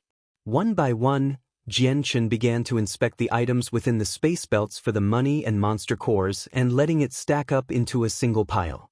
In a few moments, the 40 space belts had been inspected, and by Jianchen's side, there was a small pile of monster cores and money. There were a total of 300 monster cores. Most of them were Class 2 monster cores with a Class 3 monster core for every 10 Class 2 monster cores. But there wasn't a single Class 4 monster core to be seen. Half of the stack of coins in the pile were copper and silver coins, with the golden coins taking up a small amount of it to make a total of 500 coins between the three. There were around 50 purple coins, and in total, The cumulative amount of wealth from this pile would be equal to around 70 purple coins. Disliking the poor sum of money, Jianchen stored both the monster cores and money into his own space belt. Leaving behind the dead bodies of the Zhou mercenaries along with their space belts, Jianchen left the area. Everything that remained in their space belts was just useless junk, as every single valuable had been taken by Jianchen. Jianchen didn't go too far, and instead hid himself on top of a large tree. He knew that there were mercenaries trying to find him so that they could take him back to the Tianxiong clan for the reward. However, because the magical Beast Mountain range was so large and the terrain within so complicated, even if they were to have men every 100 meters, it would still be hard to find him. The amount of time it would take to find another group of mercenaries would be too pitiful if he were to wait elsewhere. On the mountain range, every single mercenary was still trying to get to this area. The Zhou mercenaries were the first group that had reached this place. Not too long after, from his hiding spot, Jianchen spotted yet another group of mercenaries coming in his direction. This group only had 10 people, a vastly different amount than the previous Zhou mercenaries' numbers. However, Jianchen could sense that this group was filled with Saint Masters. Their group strength wasn't weaker than the Zhou mercenaries at all. Just as the group of mercenaries walked under the tree Jianchen was hiding in, he suddenly jumped down from his perch. Landing gently on the ground, he suddenly sped toward the group with the light wind sword in his hand as he stabbed forward with a tremendous amount of sword chi flowing from his blade. The 10 mercenaries had immediately reacted when Jianchen had started his movement, but Jianchen's speed was much faster than their reaction speed and he had already closed the gap between them. With his light wind sword, he thrust it out in a great streak of light as it stabbed into the right shoulder of one of the mercenaries. At the same time, every single one of the mercenaries had already pulled out their saint weapons as they snarled in anger. The mercenaries in the back began to run forward in hopes of trapping Jianchen within a circle. Jianchen pulled out his sword from the man's right shoulder and immediately put himself into a defensive position as the Saint Masters all slashed down at him.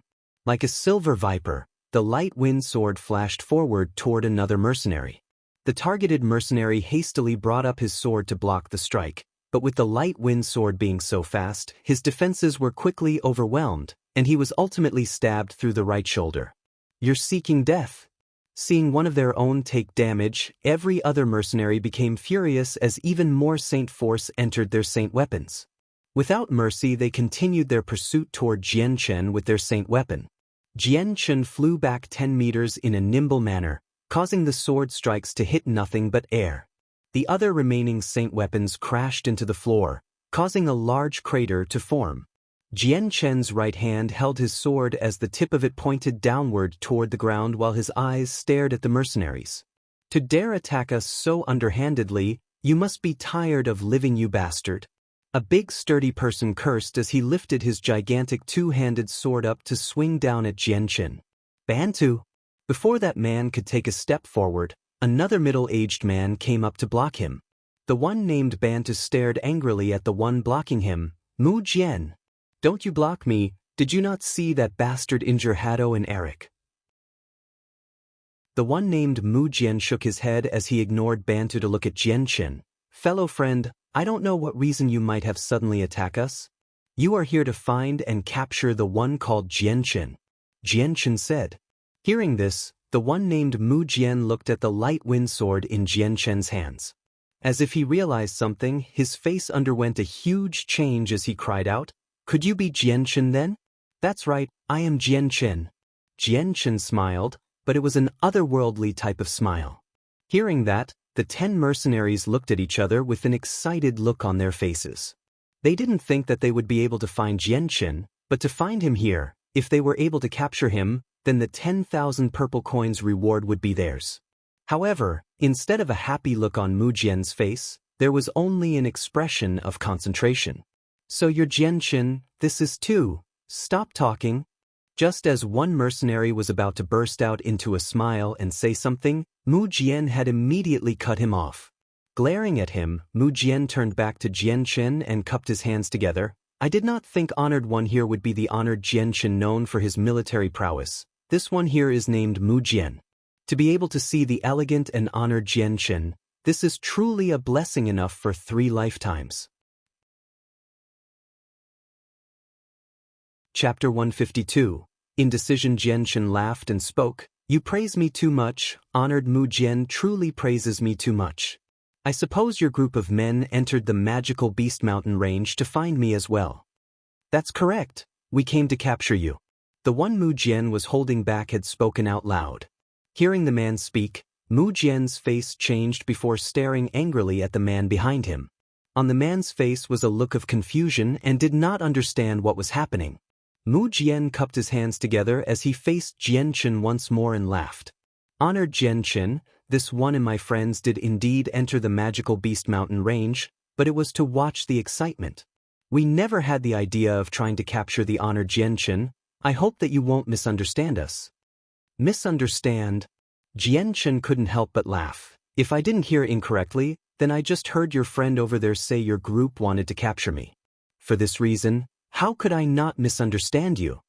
Hearing this, Mu Jian had an embarrassed look on his face.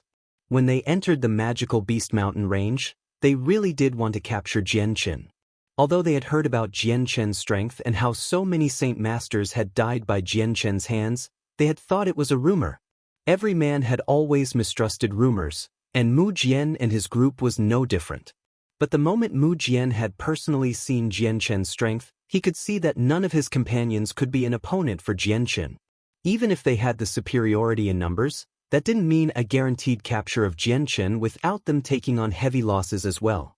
He was also truly aware that if Jianchen had been serious in taking the lives of his companions, they would have long since been lying down on the ground. Because of that, Mu Jian had already given up on thinking about trying to capture Jianchen. At this very moment, he didn't want to enter a conflict with Jianchen, otherwise, they would take on heavy losses. Seeing the silent Mu Jian, Jianchen spoke up once more. I don't wish to kill the innocent randomly. If you hand over all of the monster cores within your space belts, then you can purchase your life back. If you don't, however, then don't blame me for being merciless. Suddenly, a glint of murderous intent made it to Jianchen's eyes. Hearing this, every single one of the mercenaries revealed an angry yet disdainful expression. Among the 10, no one except for Mu Jian had that clear expression of understanding. Jianchen, you're a despicable person that only knows how to use dirty tricks. What qualifications do you have to say something like that? Come and eat Uncle's sword. Jianchen's words had angered many of the people there, and immediately, the sturdy man behind Mu Jian had brought out his giant sword in anger as he charged at Jianchen. Hold up. Mu Jian tried to block the man without caring for the anger in his eyes. Turning around to look at Jianchen, he spoke. Jianchen, we became enemies by accident. Could it be you're still going to force us in this way? Jianchen began to laugh coldly. I already told you. Leave behind your monster cores, and you may go. Otherwise, I won't stay my hand. He paused for a moment before he said, however, if you make a move against me and suffer casualties, don't blame me. Jianchen's words had left no room for argument, causing Mu Jian to feel extremely gloomy as he said, it's just as they said, everything must be given up without a word. Honor Jianchen, you're being too excessive. One space belt was filled with the monster cores that they had risked their own lives to attain from killing magical beasts and accumulated after a long period of time. Mu Jian knew that if he were to fight with Jianchen, then there would definitely be a loss, but at the same time, giving all of his hard-earned monster cores to Jianchen was an impossible thing.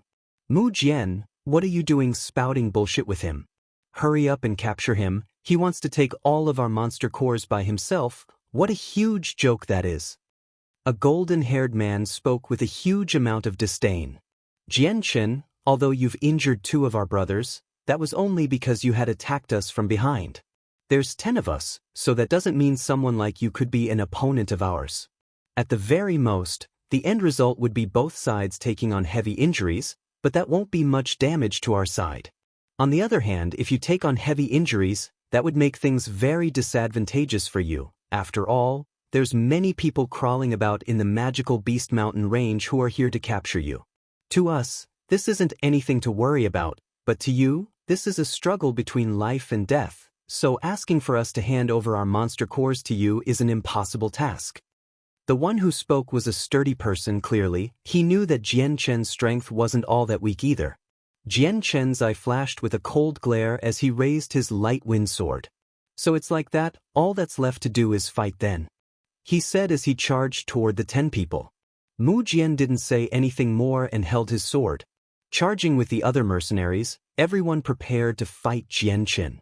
All 10 of these people had the strength of a Saint Master, and in the past, if Jian Chen were to fight against these 10 Saint Masters, he would be at a huge disadvantage. But right now, his strength was well over the level of the surrounding Saint Masters and he could handle them with ease. Using the profound steps to defend himself against the attacks from the Saint Masters and retaliating, both the mercenaries and Jian Chen were evenly matched. Despite the disadvantage Jian Chen had for being alone, not too long later, the mercenaries were slowly losing their advantage. A good amount of times the mercenaries had almost been pierced straight through their necks by Jian Chen, but they would also dodge to the side at the most crucial moment. However, they had already been stabbed multiple times by Jian Chen's sword. Jian Chen was like a demon possessed as he flashed throughout the crowd. Each time he disappeared and reappeared, he would attack from almost every direction with the light wind sword that emitted a strong amount of sword qi. The light wind sword danced as it flew through the air. The sounds of it traveling through the air could be heard clearly as it concentrated its attack in one straight line. The light wind sword's tip sharpened by the sword qi stabbed into the joint of a mercenary's right arm. At the same time, the light wind sword bore straight through his body, causing the arm to lose all functionality. That man began to shriek out in agony as the sword in his hand disappeared into thin air. His right arm had been completely skewered, causing him to lose any fighting strength he had since he could no longer hold a weapon. Bang! Jian Chen's kicked the man firmly in the abdomen, causing him to fly backward. Swaying his body to the side, he dodged another strike that came at him. At the same time, he lashed out with his sword at the man, causing him to panic. Immediately taking advantage of the hasty parry, Jian Chen immediately stabbed him through the right shoulder. Chapter 153, Meeting another great Saint Master. The injury to the right shoulder had impacted the man's ability to swing his sword. The man who was struck through the shoulder had felt an injury so grave that it was beyond anything he had ever felt. Because of the sword qi enhanced sword tip, when the light wind sword stabbed through his right shoulder, his entire right arm had lost functionality as well as fighting ability. The injured members could only helplessly retreat while Jian Chen advanced forward to fight the other mercenaries. The sounds of Saint weapon clashing against Saint weapon could be heard constantly as the Saint force from everyone mixed in with everyone else's. The Saint force had even reached a point where the nearby grass was flattened while the dirt from the ground flew up in one giant dust cloud, covering everyone's figure. Every so often the miserable sounds of pain could be heard as yet another person was kicked into the air. Each figure was soaked with blood and had injuries all over their bodies. Not too long later, the previously 10 mercenaries had been reduced down to a small handful. Jian Chen's figure had been constantly slashing at his opponents in a fierce manner, but there was not even a single wound to be seen anywhere on his body. Blocking the downward slash of a sword, Jian Chen's light wind sword streaked forward and stabbed into the right shoulder of another mercenary. I don't wish to slaughter the innocent, so I'll give you one last chance to go.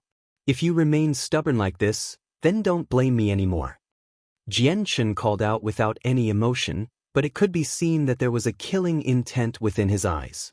He had been very lenient until now, but because they were so stubborn, he had no choice but to kill them. This was a very common thing on the Tianyuan continent, so Jian Chen didn't think he was at fault. After all, this world obeyed the primal laws of the jungle, and so the strong held all of the power. The weak would never have any say in this world. If any mercenary were to come into the magical Beast Mountain range, they were there just to capture Jian Chen and bring him back to the Tianxiong clan for the bounty, and these 10 mercenaries in front of him were no different. If it weren't for the fact that Jian Chen was stronger than them, these mercenaries wouldn't have been so unwilling to fight him at first. Hearing this, the one called Mu Jian revealed the struggle he was having within his mind as he looked at his heavily injured and weakened mercenaries. Biting his lip, he finally yelled out, "Stop!" Mu Jian didn't have a weak amount of prestige among this group of mercenaries. The moment he had spoken, every single mercenary had immediately jumped backward and looked with fear at Jian Chen and his slender light wind sword. His sword was so fast that it had caused even them to be extremely afraid. During their battle with Jian Chen, there were many times that the light wind sword had almost struck them, only to be saved by their nearby comrades at the very last moment. Mu Jian continued to look at Jian Chen with a complicated look, but seeing the amount of blood that was leaking down from his light wind sword, he suddenly became dejected and said helplessly, "Everyone take out your monster cores.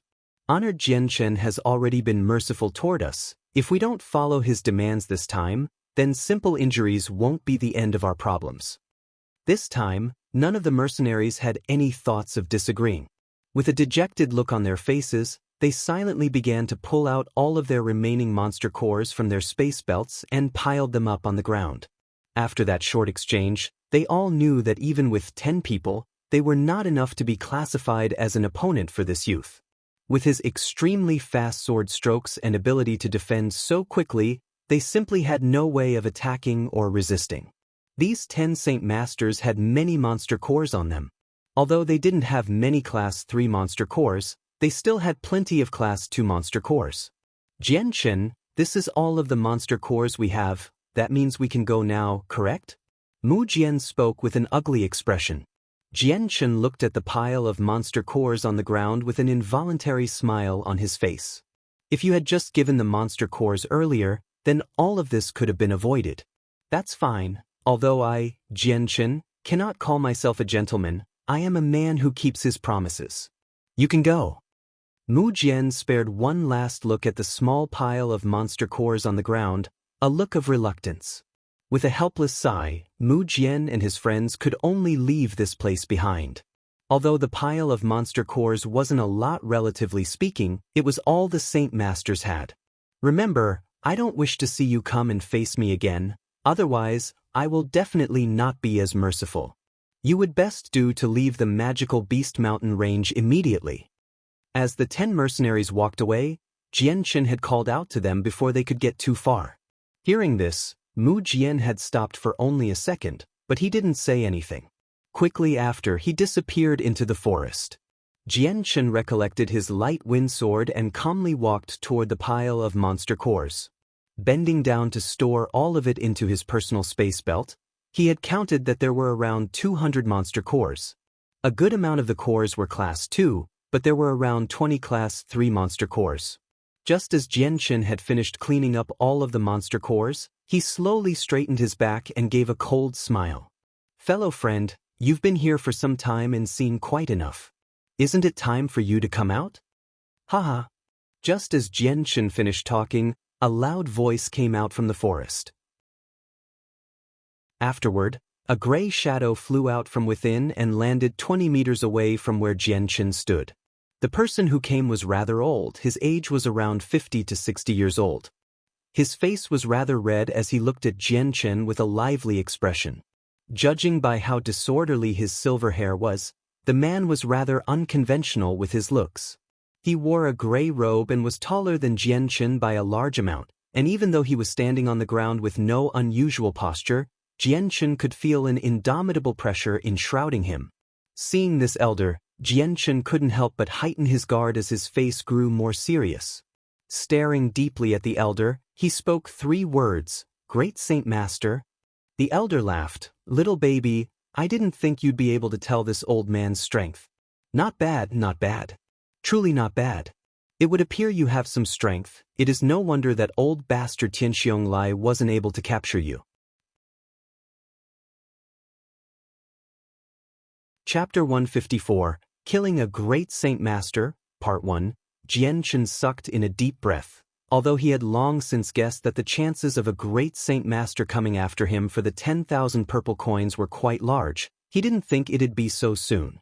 There was no fear within Jian Chen's heart. Although he couldn't say for sure that he could win against a great Saint Master expert, he had confidence that he could at least fight against one to some degree. At the same time, Jian Chen was also secretly rejoicing. He was rejoicing his foresight that had told him to first cultivate until he was a Saint Master. If he hadn't, then if he were to come across a great Saint Master, he would have no choice but to try and escape. Against this elderly great Saint Master, Jian Chen had felt a huge amount of pressure. Quickly, he had calmed himself down and stared at the elder with a barely calm expression. "Dear elder, could it be that you were also enticed by the 10,000 purple coins for my capture?" The baby asks a question he already knows the answer to. "This old one won't spare any talk with you. Come along with me quietly, or I'll do it myself. You must have realized by now that I am not like the previous 10 Saint Masters you just fought." The elder casually looked at Jian Chen, but he did not see Jian Chen as an opponent. Jian Chen let out a sneer as the light wind sword reappeared within his right hand. As he grasped the hilt of the sword, the tip dragged against the ground as he spoke. "Waiting to be captured and delivered was never my style. Dear elder, this one thanks you for your smart idea." Suddenly, Jian Chen disappeared into a blur with only the smallest of traces of his figure as he flew toward the elder. In a split second, the 20-meter gap between the two was quickly closed as the light wind sword began to emit a strong amount of sword qi and stabbed at the elder's throat. The careless expression on the elder's face was gone in an instant and was replaced by a serious one. His palm began to envelop with a strong amount of saint force before condensing into a foot-long dagger. In the elder's hands, it shone coldly as it greeted the light wind sword's approach. The light wind sword and the elder's dagger collided against each other with a large sound. Immediately, a large wave of saint force emerged in waves from the impact and spread out in a circle around them in a manner that was noticeable to the naked eye. As it rippled away from the two fighters, the surrounding grass was immediately flattened as the wave of saint force rippled over it. It had even kicked up a dust cloud from the ground and immediately caused visibility to be lowered. A slight hum could be heard from Jian Chen's throat as he was forced to fly back a few meters. For every step, a deep imprint could be seen in the dirt. The strength of a great Saint Master is indeed very strong. I didn't think that even after making a breakthrough to the Saint Master level, there would still be such a wide gap between the two. Jian Chen muttered. With this current exchange with the elder, it was Jian Chen who had been at a disadvantage. After all, in a battle of strength with Saint Force, how could Jian Chen, who was only at the Saint Master stage, contend against the elder who was at the great Saint Master? Yet, Jian Chen was also secretly delighted. After making contact with the elder, he had realized just how wide that gap in strength was, and how close he was to the elder's level, making him quite happy. On the other side, the elder's face grew even more serious as he looked at Jian Chen and spoke solemnly. "The baby here seems to be quite complicated. It seems that if this old one wants to capture you, then this old one better put in more effort." Jian Chen's face carried a cold smile. "Even if you do everything you can, you won't be able to capture me?" The elder laughed with a chilling smile. "The baby knows how to talk big, then allow this old one to observe and see just how strong you are." After he had finished speaking, the elder's dagger exploded with saint force. Following that explosion of energy, the elder suddenly disappeared and then abruptly reappeared right in front of Jian Chen with his dagger ready to pierce through Jian Chen's heart. Because the elder was a great Saint Master, Jian Chen didn't dare lower his concentration. The saint force within his body began to circulate and gather around the light wind sword within his right hand. Forming a white haze of sword qi over the blade, Jian Chen swung his sword at the incoming dagger. Suddenly, another explosion of energy could be seen as the shockwave was sent throughout the area.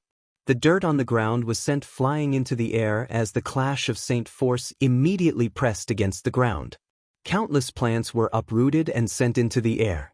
In one strike, Jian Chen was once again sent flying back a few steps while the elder was once again unaffected and instead chased after the retreating Jian Chen with his dagger aimed at Jian Chen's heart.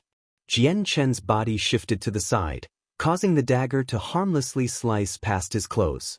After, the light wind sword qi enshrouded the elder within and in a split second, he had lashed out 10 times with each sword stroke aimed at various parts of the elder's body.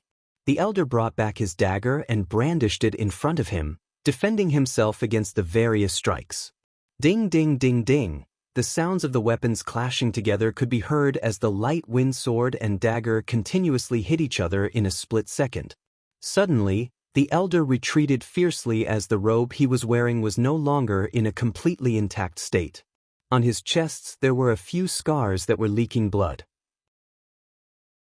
From the other parts of his robes, a few strands and patches were already falling down to the ground. Even on top of his head, a few strands of his hair could be seen drifting in the wind after being cut. Right in front of him, Jianchen did not look to be in a better state. Although there wasn't any injuries on his body, his face was a morbidly pale shade. Seeing how his clothes had been ripped apart in such a manner, the elder looked at Jianchen with a calculating look. "You really can't see a favor when it comes. Don't blame me when I don't show mercy then." Jianchen only laughed. "Many Saint Masters have died by my sword, but never could I claim to have killed a great Saint Master with my light wind sword. Today you shall be the first." "How arrogant!"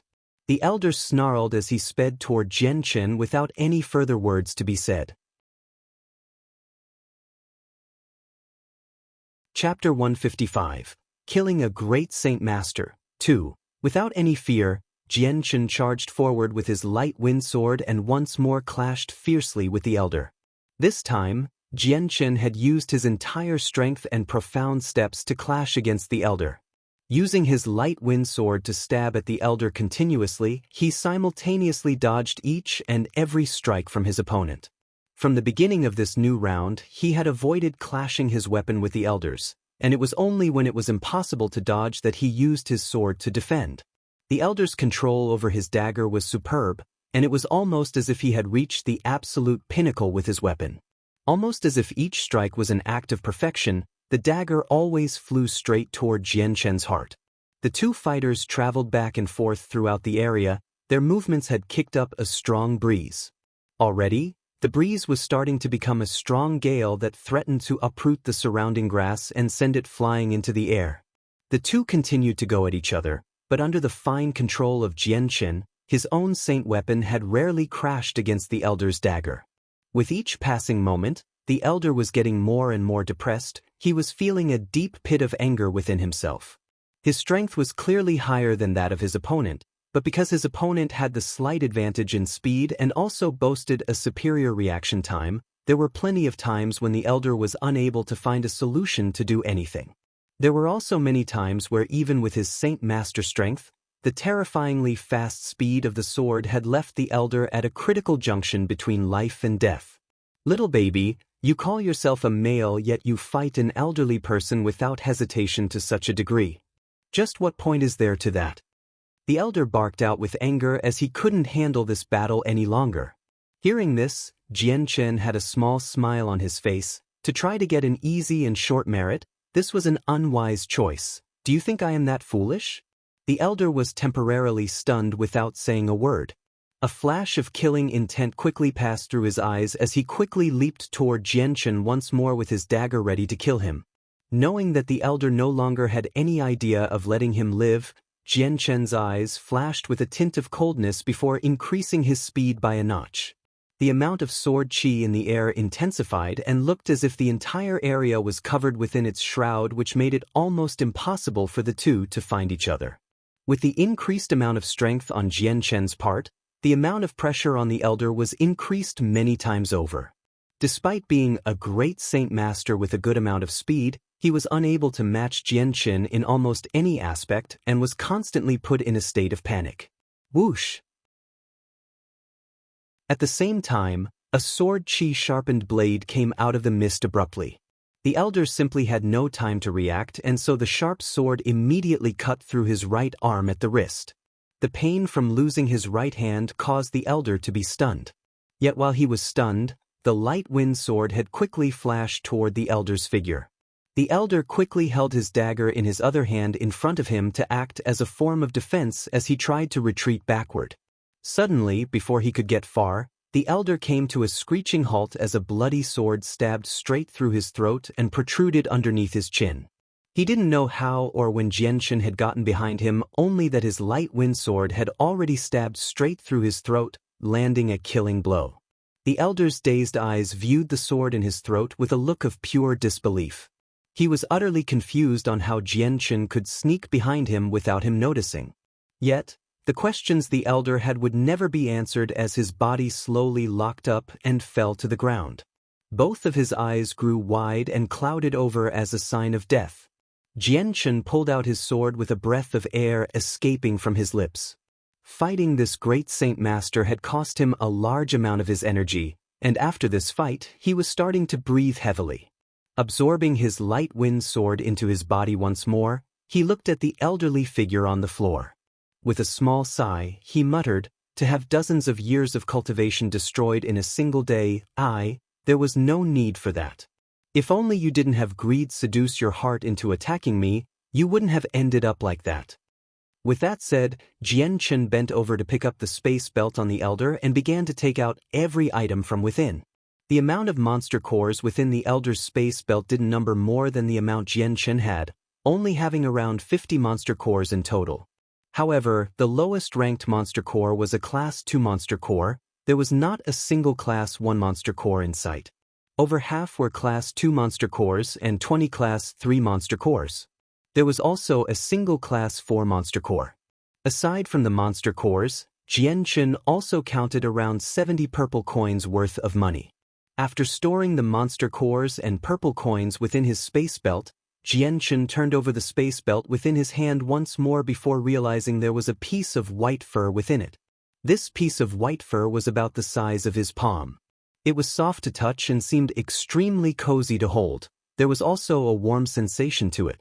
This piece of fur, Jianchen stared at the fur in his hand with some shock. Immediately throwing the space belt to the ground, he dove into his own space ring from within his space belt and took out a red embroidered pouch. This red pouch was the memento and family heirloom of the Bai clan that was handed down to him from his mother by Yun Tian.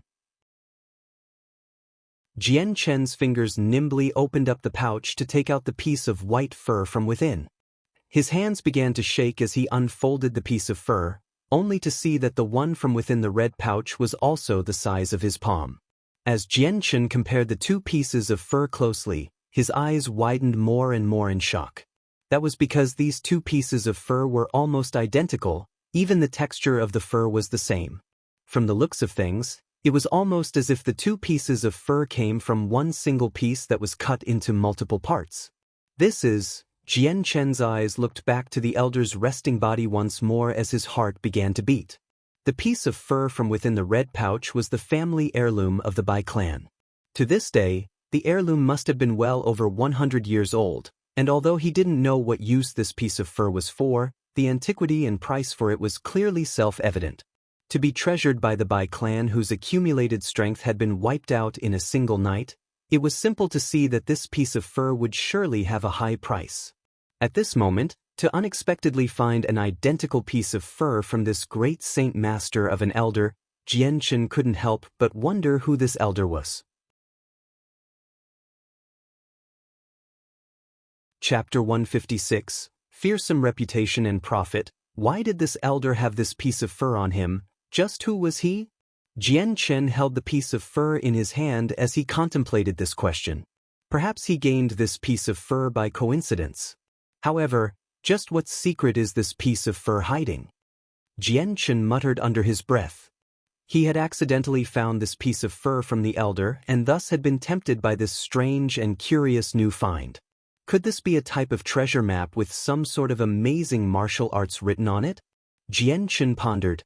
Based on his previous experience from his past life, he quickly conjured up a few speculations. However, this piece of fur didn't have a single trace of impurity to it. There were absolutely no connections to be drawn to it. It appeared to be unrelated to a treasure map or any sort of unique martial art. Many times in the past did Jianchen take out the piece of fur to study it. Under his eyes and hands, the fur was strong and flexible, and no matter how much strength he used, not a single strand of fur could be pulled from it. It wasn't like a normal piece of fur, so if there was a secret hidden within the fur, Jianchen was utterly clueless. Forget it, it's best to forget about this for now. There'll be another time in the future for me to find out the secrets of this mysterious piece of fur. Pushing his curiosity away, Jianchen placed the piece of fur back into the red pouch along with the piece from the elder back into his space ring. The space ring was then placed back into his space belt as well. Since Jianchen wasn't able to figure out the mystery behind the pieces of fur, he didn't want to expend any additional mental energy to stay in such a place to find out more about it. Soon after, the Elder's space belt was rummaged through once more. Finally, with one last look, Jianchen didn't find any other valuable treasure, so he tossed it aside. Dusting his hands, Jianchen left the area without another look back. After another few days, Jianchen continued to find and capture any mercenary group that came across him. The amount of monster cores on him could be said to number up to a high amount, and whenever he saw a group of mercenaries he found interesting, he would let them go. For those who weren't pleasing to talk to, he would kill them. In those few days, the amount of mercenaries killed by Jianchen couldn't be counted, and the amount of bodies that littered the magical Beast Mountain range was enormous. The scent of blood and death wafted throughout the mountain range, almost as if the scent of blood covered the entire area like an ocean. It went without saying that many people were tempted by the 10,000 purple coin reward by the Tianxiong clan. This time, there were many Saint Master experts within the mountain range along with a few strong Great Saint Masters. Excluding the dagger-wielding Elder Jianchen had first met, there were another 4 Great Saint Masters that he had come across. There were even 2 Great Saint Masters that had come across Jianchen along with 30 Great Saints and Saint Master experts. That particular battle was extremely fierce. In the end, Jianchen had expended a Herculean amount of strength in order to kill those 2 Great Saint Masters, and many of the other Great Saints and Saint Masters were killed off by Jianchen. Jianchen paid for the battle by having various wounds inflicted onto his body, and when a good amount of mercenaries had fled from him, Jianchen was powerless to chase after them.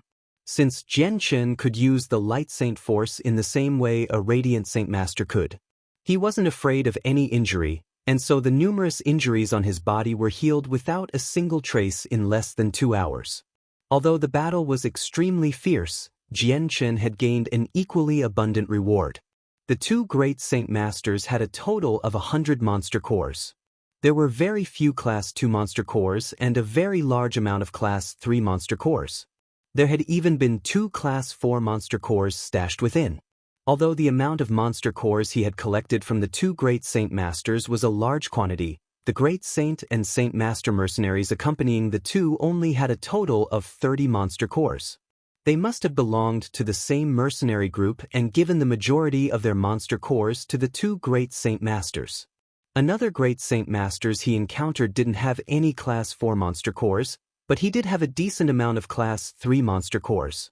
In comparison to the first encounter, there was only 20 Class 3 monster cores and 30 Class 2 monster cores. The last Great Saint Master he met was extremely wretched. Jianchen had only been able to collect 5 Class 3 monster cores and a single Class 2 monster core. Although he was a Great Saint Master, he might as well be considered an experienced Saint Master. Now, after Jianchen's breakthrough to the Saint Master level, his fighting ability had been enhanced. Against a Great Saint Master expert, he already had the capabilities to kill them, as long as he didn't come across a peak Great Saint Master or one with an attributed Saint Force. Jianchen wouldn't need to fear the consequences of fighting against one. After these few days of killing mercenaries, aside from the 2 Great Saint Masters who had inflicted many injuries on him, Jianchen hadn't been too heavily injured against anyone else. After this indiscriminate massacre, Jianchen's fearful name had spread far and wide to even beyond the mountain range, where many mercenaries had started to spread the news even farther away. By this point, Wake City wasn't the only area that had knowledge of Jianchen. Even the surrounding cities knew of Jianchen's terrifying name. Hearing the rumors flying about, many mercenaries still traveled from afar to the magical Beast Mountain range. Many mercenaries that wanted to capture Jianchen gradually renounced their efforts. Every day, many cowardly mercenaries could be seen retreating from the mountain range and abandoning the hunt. Despite having many mercenaries retreat from the mountain range, there were still many stronger mercenary groups that stayed within the area. After the weaker mercenaries left, there weren't many people left in comparison to when the hunt had begun, but all of the remaining members were of the Saint Master level at the very least. After a large amount of mercenaries had left the magical Beast Mountain range, The area had become peaceful once more compared to the chaotic atmosphere when everyone had wanted to capture Jianqin. Even the mercenaries that were originally there to hunt and kill magical beasts for their monster cores were driven out from the area to avoid any trouble. Now that there were even less people than before, Jianqin took the initiative instead of staying passive to find the remaining mercenaries. Regarding those mercenaries he found, he still used the same philosophy he always had. If they were to hand over their monster cores, then he would let them go without any harm without exception. But for those too stubborn to listen and still wanted to capture him, Jianqin would kill them without exception. Within the cloudless sky, the fierce sun loomed overhead with its brilliant rays of light stabbing into the earth below almost as if it were putting a golden-colored carpet over it. Because of the recent summer weather, the sun had been unbearably hot. In the lush forests of the magical Beast Mountain range, it was almost like an isolated piece of the world. There were trees in every direction of the forest that blotted out the sun and its light. Every so often, the tree leaves would sway in the wind along with the tall grass underneath. While the outside area was hot, the forest within the magical Beast Mountain range was rather cool. Somewhere within the mountain range, 10 mercenaries sat in a circle with a bonfire in the center. Spiked on top of the fire were a few pieces of magical beast meat that slowly caramelized and dripped their juices into the fire below with the occasional sizzling sound. Although these 10 mercenaries were sitting down, their height and stature weren't hidden at all. Each one of them wore a thin layer of animal leather that had a few scratches from the thorns and thistles of the forest. "Captain, there's been many mercenaries that have left the mountain range with not many people left. At the same time, Jianqin's strength has far surpassed our expectations. Just a few days ago I heard that a few great Saint Masters died by his hands as well. I think it would be for the best that we give up on this mission." One of the mercenaries said. Table of Contents. Chapter 157. Should we? Just as this one mercenary finished talking, another spoke up. "That's right, Captain. Although we haven't come across Jianqin yet, on the road we've already seen over 100 corpses. After a closer look, most of them appear to be close friends within Wake City who are all above the Saint Master level. If Jianqin can kill a group of Saint Master experts, then his own strength should be that of a great Saint Master at the very least. Even if we were to face off against him, it's not guaranteed that we'll capture him without any losses or serious casualties. I'm afraid that even our complete destruction might be a possible outcome."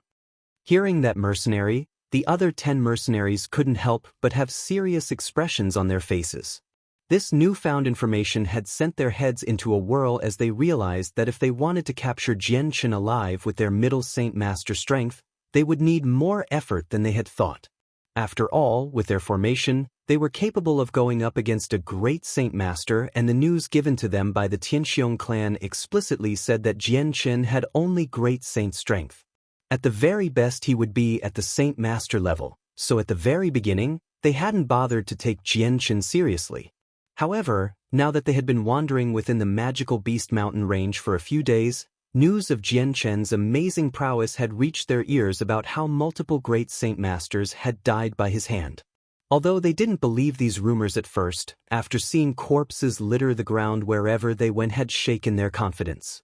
Right now, these 10 mercenaries were in an awkward position where it was difficult to call off the hunt. They wanted to capture Jianqin, but at the same time, they worried about going against him. They wanted to retreat from the mountain range, but they were also unwilling to give up the 10,000 purple coin reward that had so enticingly tempted their hearts. "Captain, we should give up this mission. The fact that we've seen so many bodies on our paths is proof of Jianqin's might. If we were to come across Jianqin even with our numbers, we would still not be considered his opponent and would undoubtedly have many people die by his hands." A scarred middle-aged man spoke with fear prevalent in his eyes. "I second Yun Jibing's suggestion. Captain, while 10,000 purple coins isn't a small amount by any means, but it can't be spent if we're dead.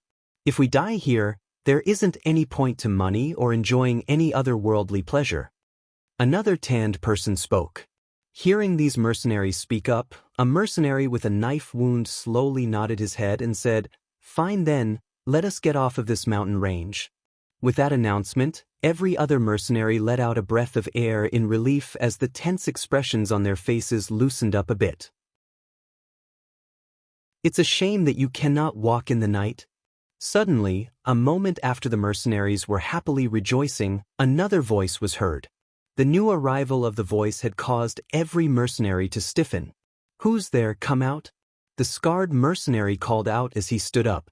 At the same time, the other 10 mercenaries slowly stood up as well, staring cautiously at the dangerous area around them. Suddenly, a leather-wearing person slowly came walking out from behind the trees. This person had long black hair with a piece of tall grass keeping it in place. There were stains all over his skin as he walked forward, but no one could distinguish who he was. The 10 mercenaries collectively looked at this animal hide-wearing person as the knife-scarred mercenary yelled out, "Who are you?" The animal hide-wearing person began to smile with the shadows of the night still covering the rest of his facial features, but the smile could be seen clearly. "I'm the person you're looking for." Bewildered, not a single mercenary could react to this announcement besides having their faces pale abruptly. Could you be that Jianchen?" A man stuttered out. There was an expression of utter panic that had overtaken his face. The animal hide-wearing person nodded his head slowly with a smile. "That's right, I am Jianchen." There was a miraculous expression on the mercenaries' face as they looked at Jianchen, who stared right back at them. None of them had thought that the person they had been looking for all this time would suddenly appear right in front of them just as they had decided to retreat from the magical Beast Mountain range. If Jianchen appeared a few days ago, these 10 mercenaries would have been overjoyed to see him and wouldn't have any hesitation. But now, at this moment, there was a wave of agony that smashed into their hearts.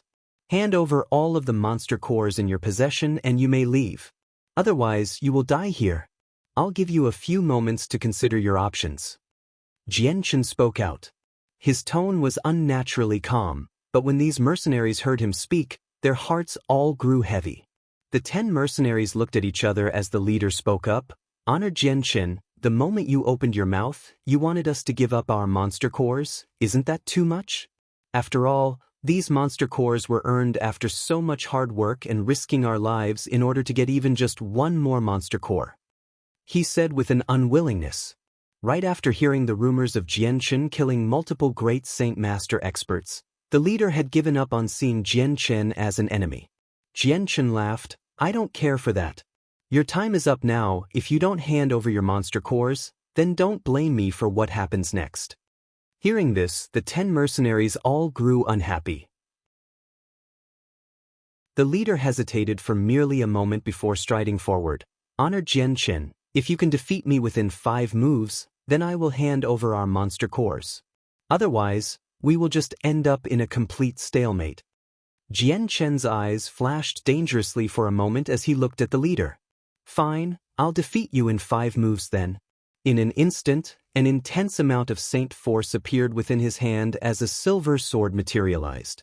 Everyone moved back. The middle-aged man waved his own saint weapon, ready to slash at Jianchen with the might of his 2-handed sword. Chapter 158. 3 moves. Seeing Jianchen and their leader brandishing their weapons, the other mercenaries began to move back to watch the two fight. The scarred mercenary clenched onto his saint weapon as he stared firmly at Jianchen. His face was unnaturally serious. Whether or not he would be able to keep his monster cores would be determined by this battle. Although it was impossible for a great Saint Master to defeat a peak Saint Master in 5 moves, Jianchen's agreement to this duel had refreshed the mercenary's courage. With no hesitation in his step, he was motivated to try and accomplish the task. For this middle-aged man, the amount of pressure on him was tremendous. Alas, there was still a small amount of worry within his heart. With Jianchen's simple agreement to this duel, would he try and eliminate him given an opportunity? Knowing this possibility, he still didn't dare to voice out his thoughts. He would just have to try it. While it was true he wanted to save his monster cores, he also wanted to test out Jianchen's strength. Seeing how young he was, he didn't know how he could be as strong as the rumors said. Just how could someone who was barely over 20 years old kill a great Saint Master expert? The leader's face hardened into a serious expression while Jianchen smiled and extended his hand. Come. Sparing any politeness, the saint force around the mercenary's great sword exploded with intensity as he charged toward Jianchen. Jianchen's body disappeared into a blur as he rushed toward the man with his light wind sword ready to stab at him in a brilliant gleam of silver light. Seeing Jianchen's sword disappear, the mercenary's pupils contracted in surprise as he suddenly whipped his great sword down to where he thought the light wind sword would appear. Ding! The sound of steel striking against steel could be heard as the two saint weapons were entangled together in a fierce stalemate. A wave of saint force exploded out from the swords and swept over the area like a gale storm. Just as the saint weapons collided with each other, the mercenary's face began to change as his eyes widened in shock. The seemingly slender and thin sword contained such a disproportionate amount of saint force, causing his giant sword to tremble and his arms to go numb. To end up in a deadlock against me with such a slim one-handed sword, it would appear the rumors were not as empty as I thought. The mercenary muttered under his breath. Just as the mercenary was thinking to himself, the second strike was already coming at a faster pace than the first one. Becoming even more serious than before, the mercenary was barely given enough time to react to Jianchen's sword. Trying to resist the numb sensation within his arms, he raised his sword horizontally to block the light wind sword. The moment the light wind sword stabbed into the great sword, an incredible amount of power was transmitted through the sword into the mercenary behind it, who was forced a few steps back.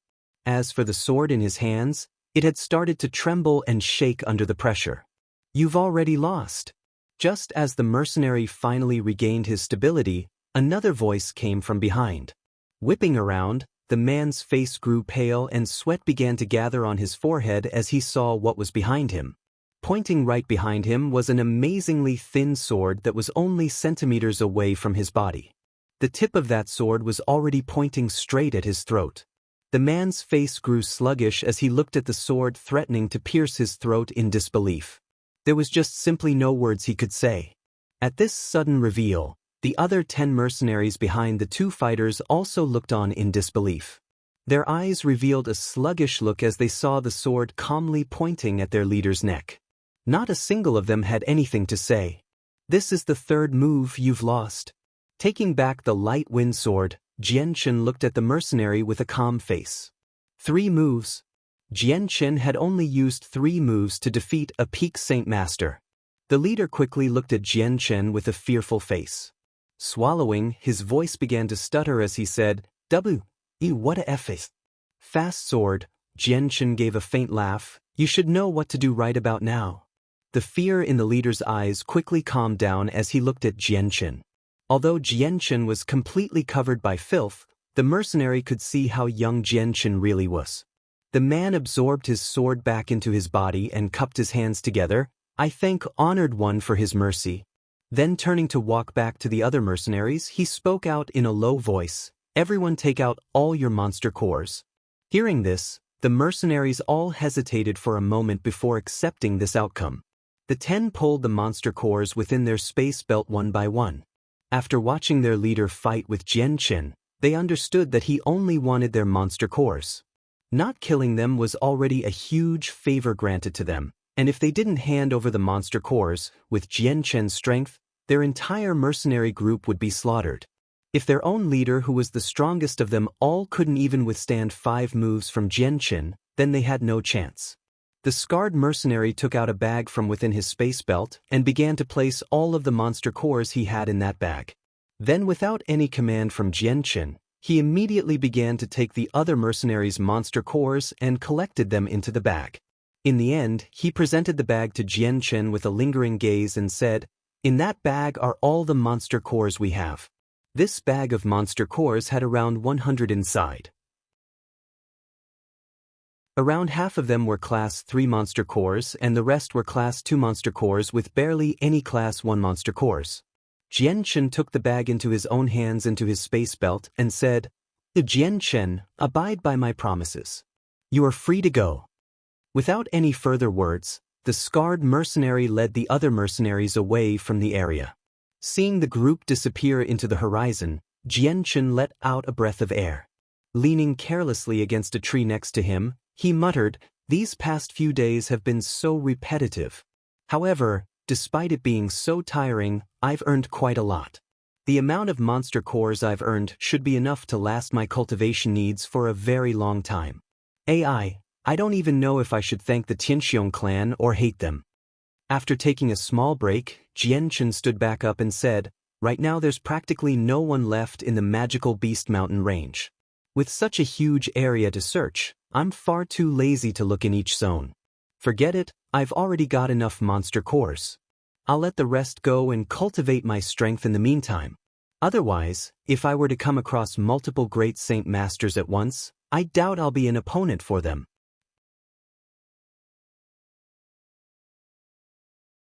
Chapter 159.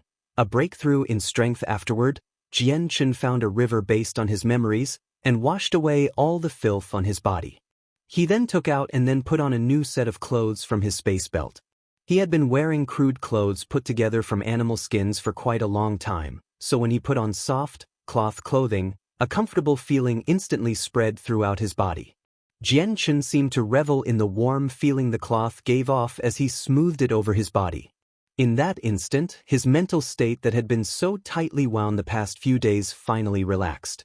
After that, Jianchen killed a magical beast in the forest and tore off a large and fatty hind leg. He then found a dry spot on the ground to build a fire and began to slowly roast the meat. After filling his empty stomach, Jianchen began to count the profits from the past few days. When Jianchen took out all of the monster cores in his space belt and placed them on the ground, they formed a pile that was around 1 meter high. Such a large amount of monster cores gathered together began to glow, as the hidden surges of power within each of them began to resonate with each other. Seeing this, Jianchen's heart began to race. Roughly calculating, Jianchen concluded that this pile had at least 2,000 monster cores. As for the exact number, it would be impossible to guess an accurate value without carefully flipping through them. After all, the power of a monster core was not related to any other factors. Looking at the plentiful monster cores, Jianchen couldn't help but smile in excitement. The rewards from the past few days were really abundant, to the point where it was hard to believe. Such a large amount of monster cores was enough for Jianchen to cultivate for quite a while. With an excited mood, Jianchen took out the 3 space belts and threw them to the side. These few space belts had all been specifically taken from those mercenaries in preparation for this future occasion. Soon after, Jianchen began to separate the monster cores from each other. After 4 hours, Jianchen had finally organized the large mass of various monsters' cores. There were now 3 piles in front of him, 1 each for Class 1, Class 2, and Class 3. There are a total of around 700 Class 1 monster cores, 900 Class 2 monster cores, and 600 Class 3 monster cores. I hadn't imagined that I'd gain about 2,300 monster cores these past few days. This is really much better than I anticipated. It seems I must really thank the Tianxiong clan. I must thank them for the great opportunity they gave me. Jianchen laughed to himself when he saw all of the monster cores. Jianchen then placed each group of monster cores into a different space belt. He then returned to the cave that he had been living in for a while. After covering up the entrance, he resumed cultivating. The cave was so dark that he couldn't even see his own hand. Jianchen sat there cross-legged, like an unmoving sculpture. If it weren't for the faint sound of him breathing, people might have really mistaken him for a living statue. As Jianchen continued to absorb the energy from within the monster cores, the saint force within him was constantly growing stronger. After becoming a saint master, the demand required for cultivation not only increased, but Jianchen's absorption speed had also doubled. Before becoming a great saint, he needed to consume 3 Class 3 monster cores in a single night, which meant that he consumed almost 10 Class 3 monster cores for a day of cultivating without stopping. Now that his absorption speed was faster, the amount of monster cores that Jianchen would need to absorb in a night was 6 to 7. Based on this, he'd end up consuming around 20 Class 3 monster cores in a day. Although the amount of Class 3 monster cores he had to consume was a frightening number, Jianchen wasn't concerned at all about a lack of monster cores. Not only did he have hundreds of Class 3 monster cores in his space belt, he was also in the magical Beast Mountain range. He could enter the deeper regions and kill Class 4 magical beasts anytime he wanted to. Class 4 monster cores contained enormous amounts of energy and far surpassed that of Class 3 monster cores. In the outside world, Jian Chen's name, as well as everything he had done in the magical Beast Mountain range, was currently being spread everywhere. As this was happening, Jian Chen was sitting cross-legged within the dark cave, diligently raising his strength. Time quickly passed. In the blink of an eye, a year had already passed. Within this year, the commotion that Jian Chen had caused in the outside world had gradually settled. Wake City had long since recovered to its original ways. There wasn't that big of a difference between now and a year ago. The only difference was that the Wake City's Tianxiong clan had died out. Deep within the magical Beast Mountain range, there were no signs of people. Class 4 magical beasts roamed about the area as they pleased, and it wasn't an area that anyone could just walk around. In this area, one could go for half a month without seeing any trace of a human. This was an extremely common occurrence. This moment, a green-black mist was slowly rising nearby. The scent of roasted meat was blown through the air by the breeze, gradually diffusing it in all directions. The figure of a cotton-wearing youth could be seen sitting cross-legged with a bonfire right in front of him that burned brightly as a piece of magical beast meat was cooked over the flames. This youth looked no older than 20 years old with his long hair tied together into a ponytail with a piece of grass. This youth was exceedingly handsome with flawless facial features along with a delicate yet roguelike look. On his calm face was a face full of charm that could practically kill any woman in the world. This youth was Jian Chen. In this 1 year, Jian Chen hadn't left the magical Beast Mountain range at all. After 1 year of using the monster cores from the mercenaries, there were practically no more Class 3 monster cores left. Only the Class 1 and 2 monster cores remained. In that 1 year, all of the Class 3 monster cores were completely exhausted, and so Jian Chen could only use the Class 4 monster cores. Soon enough, even the Class 4 monster cores were used up, causing Jian Chen to go to the depths of the mountain range to hunt and kill Class 4 magical beasts before continuing to cultivate. Time and time again, Jian Chen had continued to cultivate using the monster cores for 1 whole year. Jian Chen had long since left the primary Saint Master level and reached the peak Saint Master level. His strength had reached a point where even killing a Class 4 magical beast was of no problem at all. 1 year has passed. How quickly time goes by. It seems that I should head out and stroll around now and stabilize my strength. After using the monster cores to cultivate, only a tiny residual of chaotic nature from the monster core's energy was left. Jian Chen muttered to himself in front of the campfire. After eating his fill, Jian Chen extinguished the fire before heading out from the depths of the magical Beast Mountain range. He had already planned on leaving the mountain range long ago, so he had prepared a few Class 4 monster cores to cultivate with later. The Class 4 magical beasts rarely roamed around the heart of the magical Beast Mountain range, so it was generally more peaceful than the outside layers since Class 4 magical beasts were also not as common as Class 1 or 2 magical beasts. In this case, coming across a Class 4 magical beast was not an easy task, and finding a Class 3 magical beast would be even easier. Oh! Just as Jian Chen walked out of the forest carefully, suddenly, a large sound exploded out from behind him. Staring in the direction in which his ear was vibrating, Jian Chen noticed that the ground he was standing on was beginning to tremble slightly as well. Chapter 160. Appearance of a Class 5 magical beast. Jian Chen instantly grew serious as he heard the abrupt heaven-shaking roar. Looking in the direction of the yell, he thought to himself, for a simple roar to have such an intense effect, this must be a peak Class 4 magical beast. Just as Jian Chen had this thought, a terrifyingly strong wave of energy made its way over to him. This wave of energy was so strong that it could be seen by the naked eye as it spread throughout the air and caused havoc. Many of the ancient tall trees were slowly drawn toward the source of energy as it overwhelmed anything in the sky. Jian Chen grew even more solemn as he felt this extreme change in atmosphere. He was originally shocked by the wave of energy coming at him, but now he was stunned and couldn't help but say, with this power, it might as well be a Class 5 magical beast. The spread of the wave of energy was exceedingly fast. In a split second it had reached where Jianchen stood, but in that moment, the energy had begun to wane in power before becoming nothing more than a strong whistle through his ears as it passed. Jianchen's clothes were blown slightly along with his long black hair, which began to drift in the wind. The angry roar of the magical beast continued to be heard throughout the area with an explosive sound. The wave of energy simultaneously continued to wreak havoc on the ground by shaking it. Jianchen's face grew serious as he heard two different roars. His eyes revealed a small amount of surprise as he muttered, "It seems that there's two Class 5 magical beasts fighting each other." Jianchen then immediately ran in the direction of the roars. Following the aftermath of the damage from the energy wave, Jianchen quickly traveled toward where the fight was taking place.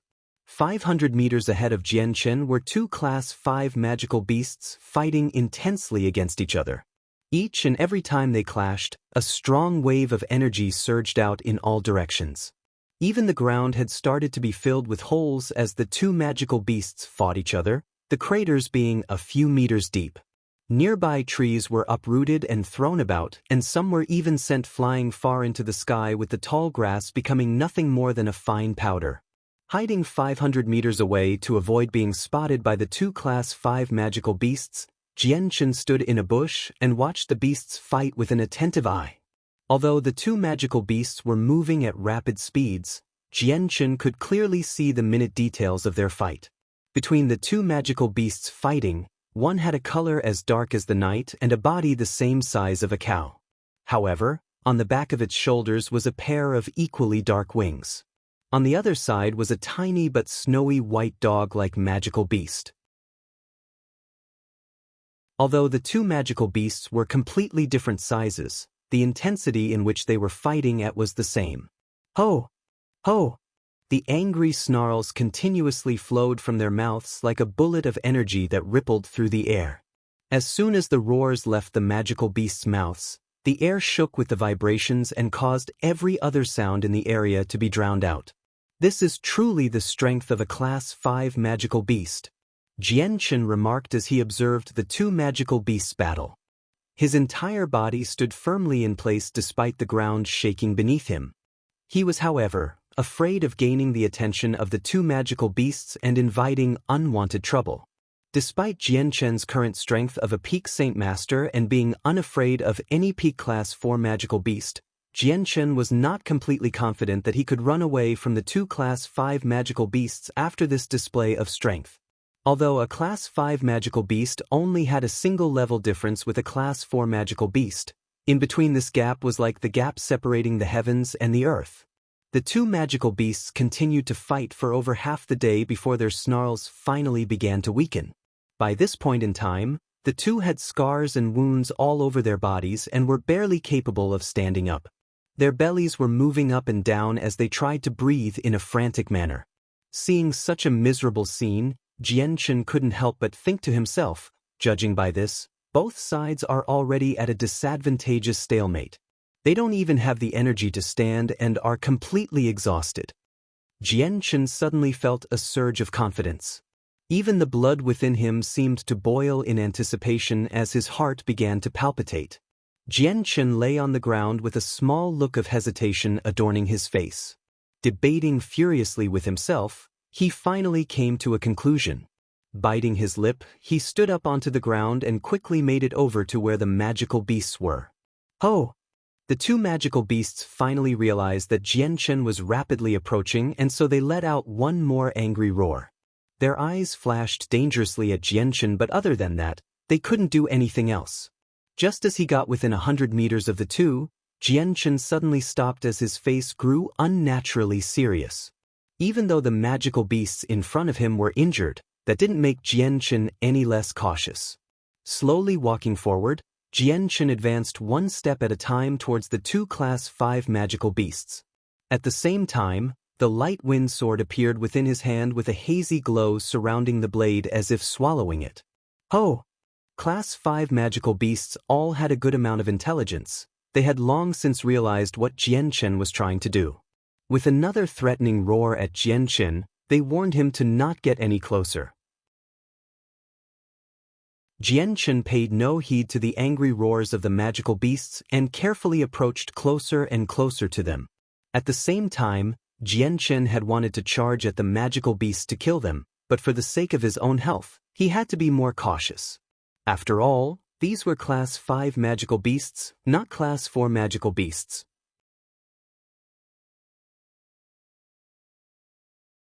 Chapter 161. Battling the Class 5 magical beast. Seeing how Jianchen continued to get closer, the two tired Class 5 magical beasts grew even more frantic. If they were at their peak conditions, then they naturally wouldn't put a peak Saint Master within their notice, but at this moment they were at anything but their peak condition. After such a furious battle, the two were clearly very injured and could do nothing. Even their inner energy had been completely used up. In such a state, a Saint Master, or even a great saint would be able to come up to them and kill them. The two magical beasts struggled for a moment, seemingly trying to stand. However, despite their efforts, they weren't able to even accomplish this extremely simple task. With this pitiful display, the heart that was struggling to leap out of Jianchen's throat finally began to calm down a little. However, he still continued to maintain a great amount of vigilance just in case something else happened. Continuing to walk closer and closer to the magical beasts, Jianchen had quickly gotten within 30 meters of the two. Now that he was even closer, the amount of vigilance Jianchen had increased greatly. Oh! At this moment, the snowy white-colored dog-like magical beast began to snarl once more. A large amount of energy gathered within its mouth before compressing to form a sphere of energy as the magical beast warned Jianchen with its eyes. The other cow-like magical beast stared firmly at Jianchen as the wings on its back began to shake with a fierce amount of energy emanating from it. Jianchen's forward advancement began to falter as he sized up the two injured magical beasts with a critical eye. Seeing how the two were gathering energy, it felt as if they were ready to take action if he got any closer. Jianchen had started to hesitate. Despite seeing how injured these two magical beasts were, they were still emitting a strong amount of pressure at him. Just faintly, Jianchen could detect an extremely dangerous amount of qi radiating from the two Class 5 magical beasts. The two magical beasts and Jianchen stared nervously at each other for a moment before Jianchen's body suddenly swayed a moment and disappeared into a blur. He had quickly charged toward the snowy white dog-like magical beast with a large amount of Saint force bursting out from within as he pushed his speed to its limits. The short 30 meters dividing him and the magical beasts had quickly become non-existent as Jianchen flew over in a split second. Just as Jianchen approached the dog-like magical beast, his right arm shook in a smooth movement as the light wind sword stabbed straight down at its belly with a sharp amount of sword qi enforcing the blow. Ho!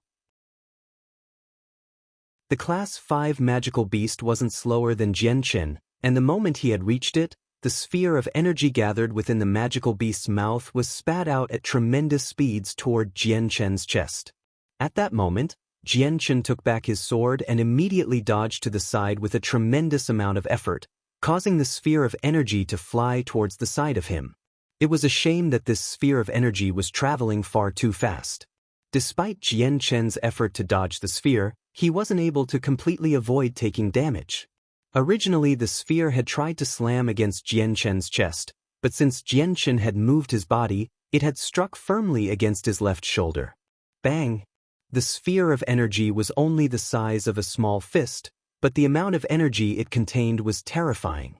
As a result of the sphere smashing against Jianchen's left shoulder, his entire body was sent flying backward. After flying 10 meters into the air, Jianchen crashed down onto the ground and rolled away painfully before slowly reaching a painful stop.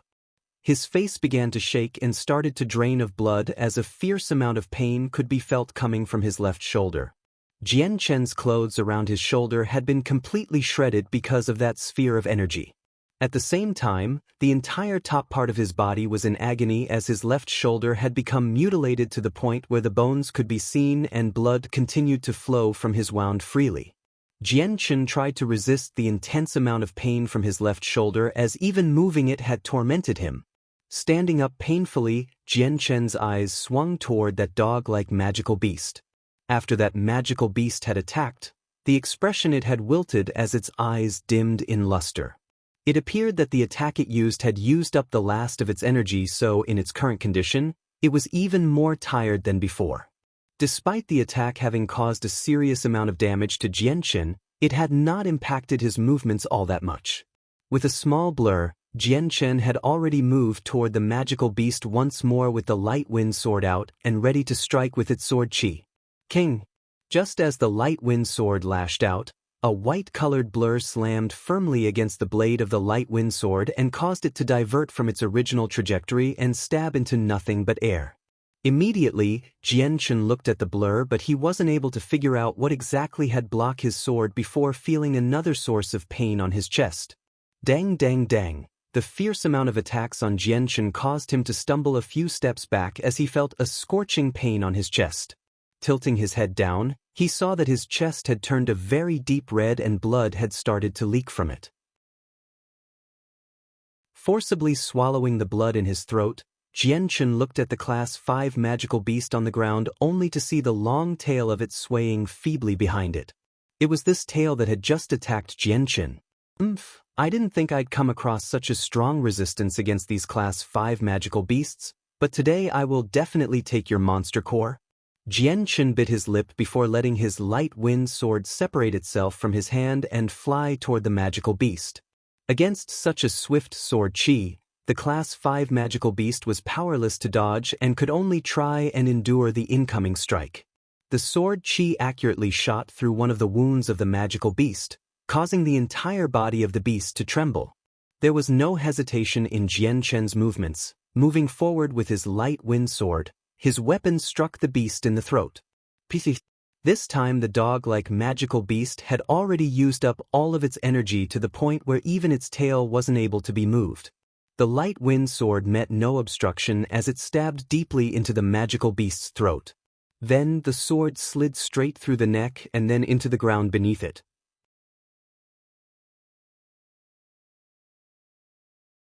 Chapter 162. Smooth killing. Seeing the Class 5 magical beast finally take damage, Jian Chen let out a breath in relief. The strength of a Class 5 magical beast was indeed strong to where even a peak Class 4 magical beast was nothing more than an annoying ant to them. Against a heavily injured magical beast that couldn't even muster up the energy to stand, even Jian Chen had somehow sustained a grievous amount of damage. Just as Jian Chen let out a breath of air, an intense amount of energy suddenly came toward him. Jian Chen's face grew shocked as he immediately looked up only to see a meter-long crescent-shaped blade of wind come at him from the other magical beast's wings. This crescent-shaped blade of wind carried so much energy that it caused Jian Chen to become even more serious. Jian Chen's expression became grim as he rolled to the side without any further hesitation to dodge the blade of wind. The crescent-shaped wind flew by Jian Chen's hair, causing a few strands to fly away after being cut. The crescent continued on at an extremely fast speed that destroyed anything in its path without mercy. Finally, it flew 100 meters into the ground, exploded with tremendous force, causing dirt and dust to be kicked up into the air. With his body violently moving in such a way that his left shoulder had smashed into the ground several times after rolling, the pain he felt surged through his body intensely and caused his nerves to be tormented. The skin continued to spasm as he grit his teeth in pain and tried to resist the sensations. Right now there was only one Class 5 magical beast left who was glaring angrily because Jian Chen had managed to only get away with an injury. Then, the cow-like magical beast with black fur began to gather up energy once more as the wings on its back began to emanate a sort of black glow. The amount of energy floating around the area quickly went from weak to strong. The energy near the wings was even stronger. However, the glint in the magical beast's eye grew even dimmer, and before long, it wasn't even able to muster up the energy to keep its eyes completely open anymore. Sensing the strong amount of energy come from the wings of the Class 5 magical beast, Jian Chen couldn't help but retreat a few steps backward with a heavy face in preparation to dodge the incoming attack. Ho! The magical beast roared with an extremely loud voice as if it was warning Jian Chen once more to not advance. He could see in the magical beast's eyes that it was in a completely weakened state. Yet the energy condensed on its wings was ready to fire like a drawn bow. This was the last opportunity for the magical beast to live. The energy within this attack was all that was left of the magical beast's supply. If this attack missed, the magical beast would be nothing more than a lamb to the slaughter. Jian Chen's legs took a few steps backward as he stared intensely at the magical beast with even more vigilance than ever. At this moment, the light wind sword abruptly flew from Jian Chen's hand high into the air toward the magical beast and then over it before turning around to strike at it from behind. Just as Jian Chen was about to make his move, the wings on the magical beast began to tremble as a huge crescent-shaped blade of wind blew toward Jian Chen. Jian Chen had already anticipated such a move, and when the magical beast shot out the crescent-shaped gust of wind, he rolled on the ground once more. Carefully making sure that his left shoulder wouldn't drag across the ground, he dodged the attack. Soon after it attacked with its wings, the magical beast looked as if it had lost every bit of energy it had. The bright colors in its eyes lost its luster and adopted a weary look. At the same time, the light wind sword in the air began to tremble as it fell down with a tremendous amount of sword chi radiating from the entirety of its blade. Soon enough, the entire sword was wrapped within a light glow. Bathed within the white glow, the light wind sword's blade couldn't be seen from the outside, making it seem very mysterious. Immediately following the sound of the sound barrier being broken, the light wind sword flew toward the back of the magical beast with a tremendous speed. Gotcha! The loud sound of a collision could be heard as the extremely sharp point of the light wind sword broke through the skull of the magical beast and inserted itself deeply into its brain. Oh! The magical beast let out a miserable scream that rang through the air and even shook the eardrums of Jian Chen with its vibrations. The vibrations began to weaken after some time before disappearing completely along with the remaining light in the magical beast's pupils. Quickly, the eyelids of the magical beast closed off its eyes to the world. With some effort, Jian Chen crawled up from the ground unsteadily with a pale face as he looked at the light wind sword that was impaled in the magical beast's skull. He couldn't help but have a victorious smile adorn his face at this fortunate sight. It finally died. The strength of a Class 5 magical beast is indeed strong.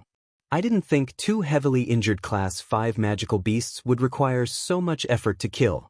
It seems that the last encounter with the Golden Fur Tiger King wasn't the full extent of its strength.